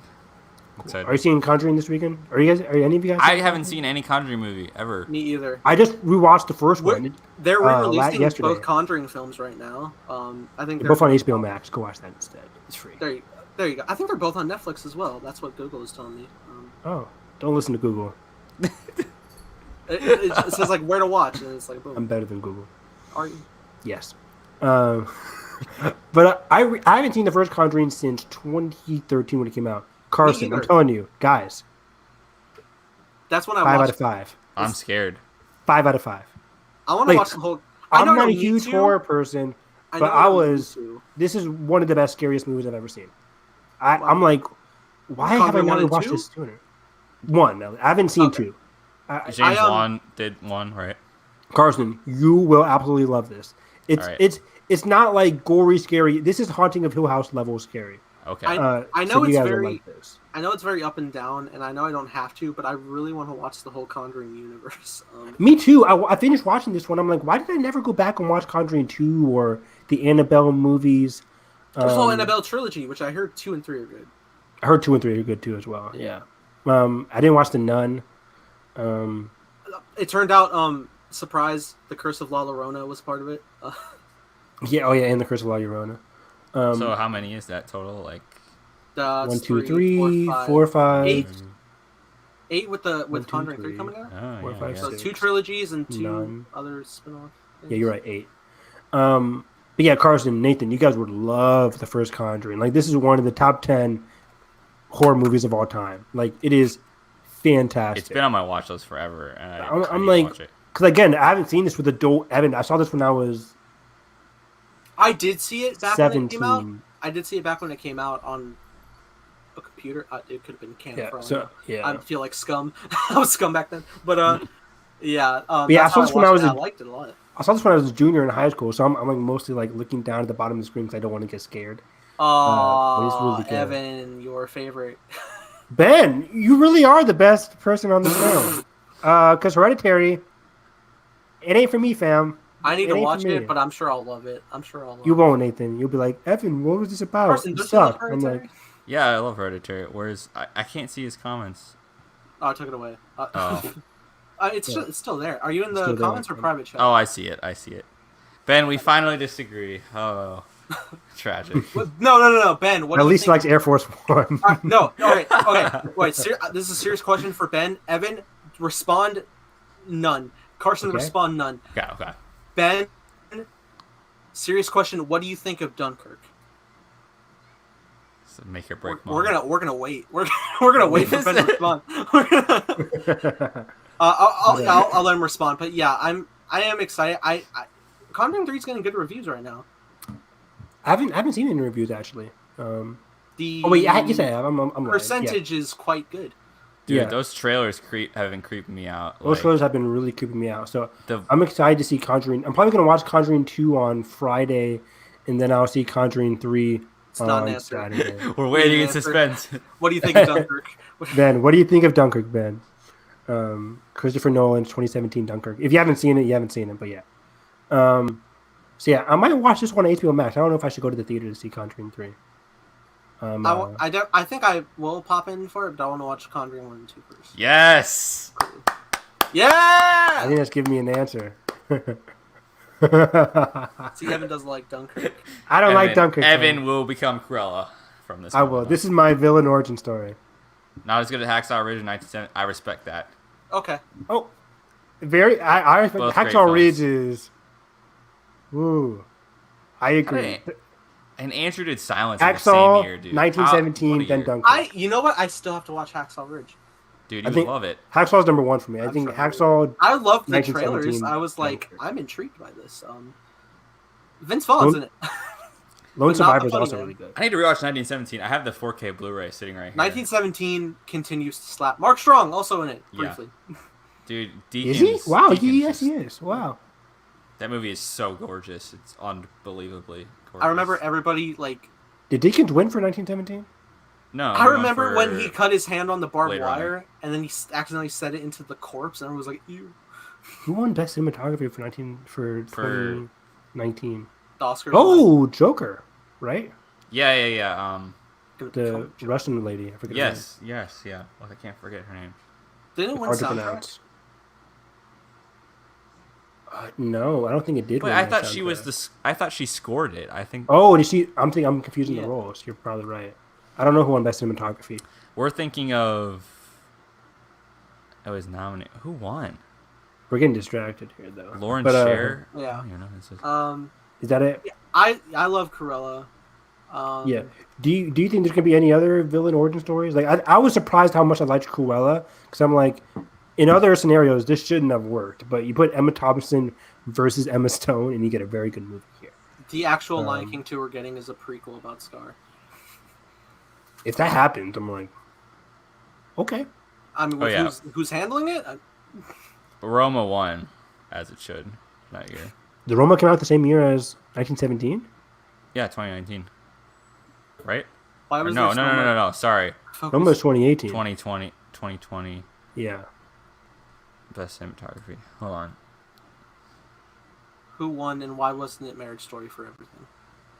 I'm so pissed. Netflix didn't the- dropped the ball. Because it was 1917, Once Upon a Time in Hollywood, The Irishman, Joker, and The Lighthouse. Was it Hollywood? I'm pretty sure Joker won Best Cinematography. Oh, I would have given it to The Lighthouse. Oh, anybody would have. Yeah. Yeah, 1917 did win. Oh yeah, well that makes sense. I mean, with how they were like. Why am I thinking he continuous didn't shot. win? Huh. Anyways, not docking him. It's a Ooh. fantastically shot movie. Ooh. Claude Frollo from Hunchback. Oh, Oh, actually, yeah. as somebody who's watching Castlevania, and it's all about like it's in that same era as Hunchback, where it's like the priest and the belief of God and the devil and all this Right. stuff. I'm like in hell. I'm like, make him a villain that anybody would love to hate. Oh man, but I can see that going wrong. 'Cause I think What? Disney, in terms of religion, can get very messy. Yeah, but like, god damn it, the one thing I've been championing for a live action remake of has been Hunchback of Notre Dame. I want that so bad. That'd be But, difficult. Sure. Oh, they did it before. But, Did they? they made the cartoon. Oh, they made the cartoon. Yeah, I see what you're Fine, saying. aren't we getting like the Russo Bros produced Hercules or something? Oh god. Hercules. But like not by Disney. Are they directing or producing it? Is it Producing. Disney? I I don't can't know if remember. it's Disney. I mean, I think it is. it has to be, right? You would think. I don't know. Do they own? I think Hercules is open domain. You're right. Remember the Rock's Hercules? Hercules is the myth. You're Myths right, are you're open right, right. domain. Yeah. Yeah, 'cause We need more myth live action stories. Okay, but like, what villain would I give a It's not Emma Rock. Stone said Ursula, that would be cool. you know. I could watch a Captain Hook film for sure. but not Melissa McCarthy Ursula, please. Sorry. Captain Hook, yes. I think Even though I do like the movie Hook. which isn't solely about Hook. It's not. Yeah. Um, And let's do a Kingdom Hearts live action. That's what I call it. Clayton. Live Are we action. doing kind of something for Lion King? Whatever, what Barry's doing, he's doing. That's what Nathan said. He like Scar origin story. Yeah. But Well, I was joking. I think he was they're- joking. Yeah, I don't know what they're really doing for it. They said Wait, aren't they doing like backstory stuff though? Like, They just said prequel. That's all we know. Yeah, oh, we have I no forgot idea. it was even a pre. I was joking. What? Or we don't know if it's truly a prequel. They just, I thought it was has confirmed to prequel be a elements. prequel. It was the most vaguely worded press release I've ever seen. Look, if you did Lion King 2: Simba's Pride, you could do some backflash stuff. So good. Give it to me. Give me I that one, too. think me and Evan were both so mad that like we saw on the soundtrack. He lives, in in You was on there, And but they then it was just end didn't credits. use it. They didn't use it. For Stupid. that should have been like in the ending. Like, That's the best song in the soundtrack. Wasn't the other by one- far. didn't they cram in the end credits? I don't even think it was in the end No, credits. what was the song? It was like it's during night in the original. and then- Katie said, "I love Give it tonight." love tonight. How do you It set was that during during the day? daytime. That's not even my ridiculous. complaint. I don't give a shit what time. I that, do. that is You ridiculous. ruin it. Like the setting. You ruin it. The setting The of classic the moon soundtrack. shot of them walking across the log. How Yeah, do you- Exactly. Okay, how yes, do you- they did need more of that. Didn't they have a movie? Well, at least we got a Beyonce song. Ugh, I haven't even seen the movie and I'm complaining about it. Oh, you didn't make it. God damn it, Carl. You haven't seen it? No, Now we gotta I watch haven't it. seen Lion King, Cruella, Aladdin. Wow. Watch Aladdin. Aladdin is so much fun. What's the other ones that came out recently? I've seen Jungle Book, but Mulan. I've seen Mulan. Cinderella. Beauty and the Beast? I haven't seen Beauty and the Beast. Wow. I haven't seen Wow. Cinderella. Oh wait, no, fucking scratch that. That's still my favorite. No, just watch Cinderella. Just watch Cinderella. Beauty and the Beast is still That my one favorite. is. It's been on. Cinderella. The If you guys watch 2017? Cinderella. 2017 Beauty and the Beast. It's great. Oh, I think it's pretty good. okay. Carson, you didn't like it?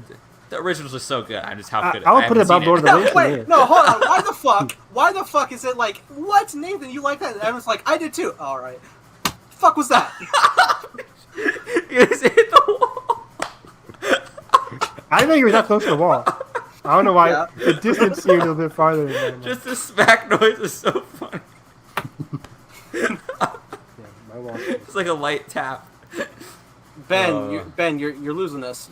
Ben, Oh, no. when we end the podcast. Oh no. We've got We're It's, to wrap it's it fine. up. Evan's mom bought it for us. We didn't pay a cent. the in joke no one understands. Not at all. I'm gonna keep using it. Pretty funny. Pretty funny. Anywho. Let's cut it off. I think we're done for the day. Yeah, I think that's good. I just have to cook dinner now. I forgot what we were even talking about, honestly. Cruella. Go watch Cruella. Go watch Quiet Place. The end. There we go. All right. Well, that being said, what a fun episode of Spider Insanity and Disney Insanity. It's all insanity. Is that our new title?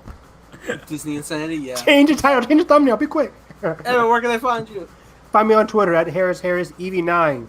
I am finishing up season 4 of Castlevania. Came out this year. I am absolutely loving Castlevania. It is a fantastic show. One of the favorite shows I've seen in recent memory. I'm binging a lot of anime right now, so I'm Castlevania. Then I'm gonna catch up on the spring seasonal anime. So that's what I'm doing. Yeah, and then I'm gonna be watching Conjuring 2. I'm too tired tonight. I'll probably watch Conjuring 2 tomorrow, and then Conjuring 3 this weekend. Go catch us tomorrow for another episode of Hyperspace Hype, where we talk about Bad Batch. I guess last two. Did we? I don't think we watched. We didn't do one for last week, so double dose of Hyperspace Hype there, and we'll talk about JJ's plan as well. I know these guys are excited. I forgot about that. Carson, where can they find you? Yeah, you guys can find me watching the 2019 Aladdin movie, apparently, and And Cinderella. and Cinderella, I saw and 2 episodes of The Bad Batch because Nathan and I are slacking, and also we're going to Star Wars Celebration next year officially. Yay! We'll talk about that more tomorrow. Meets no basis. No. um, Hell yeah. Oh, jeez.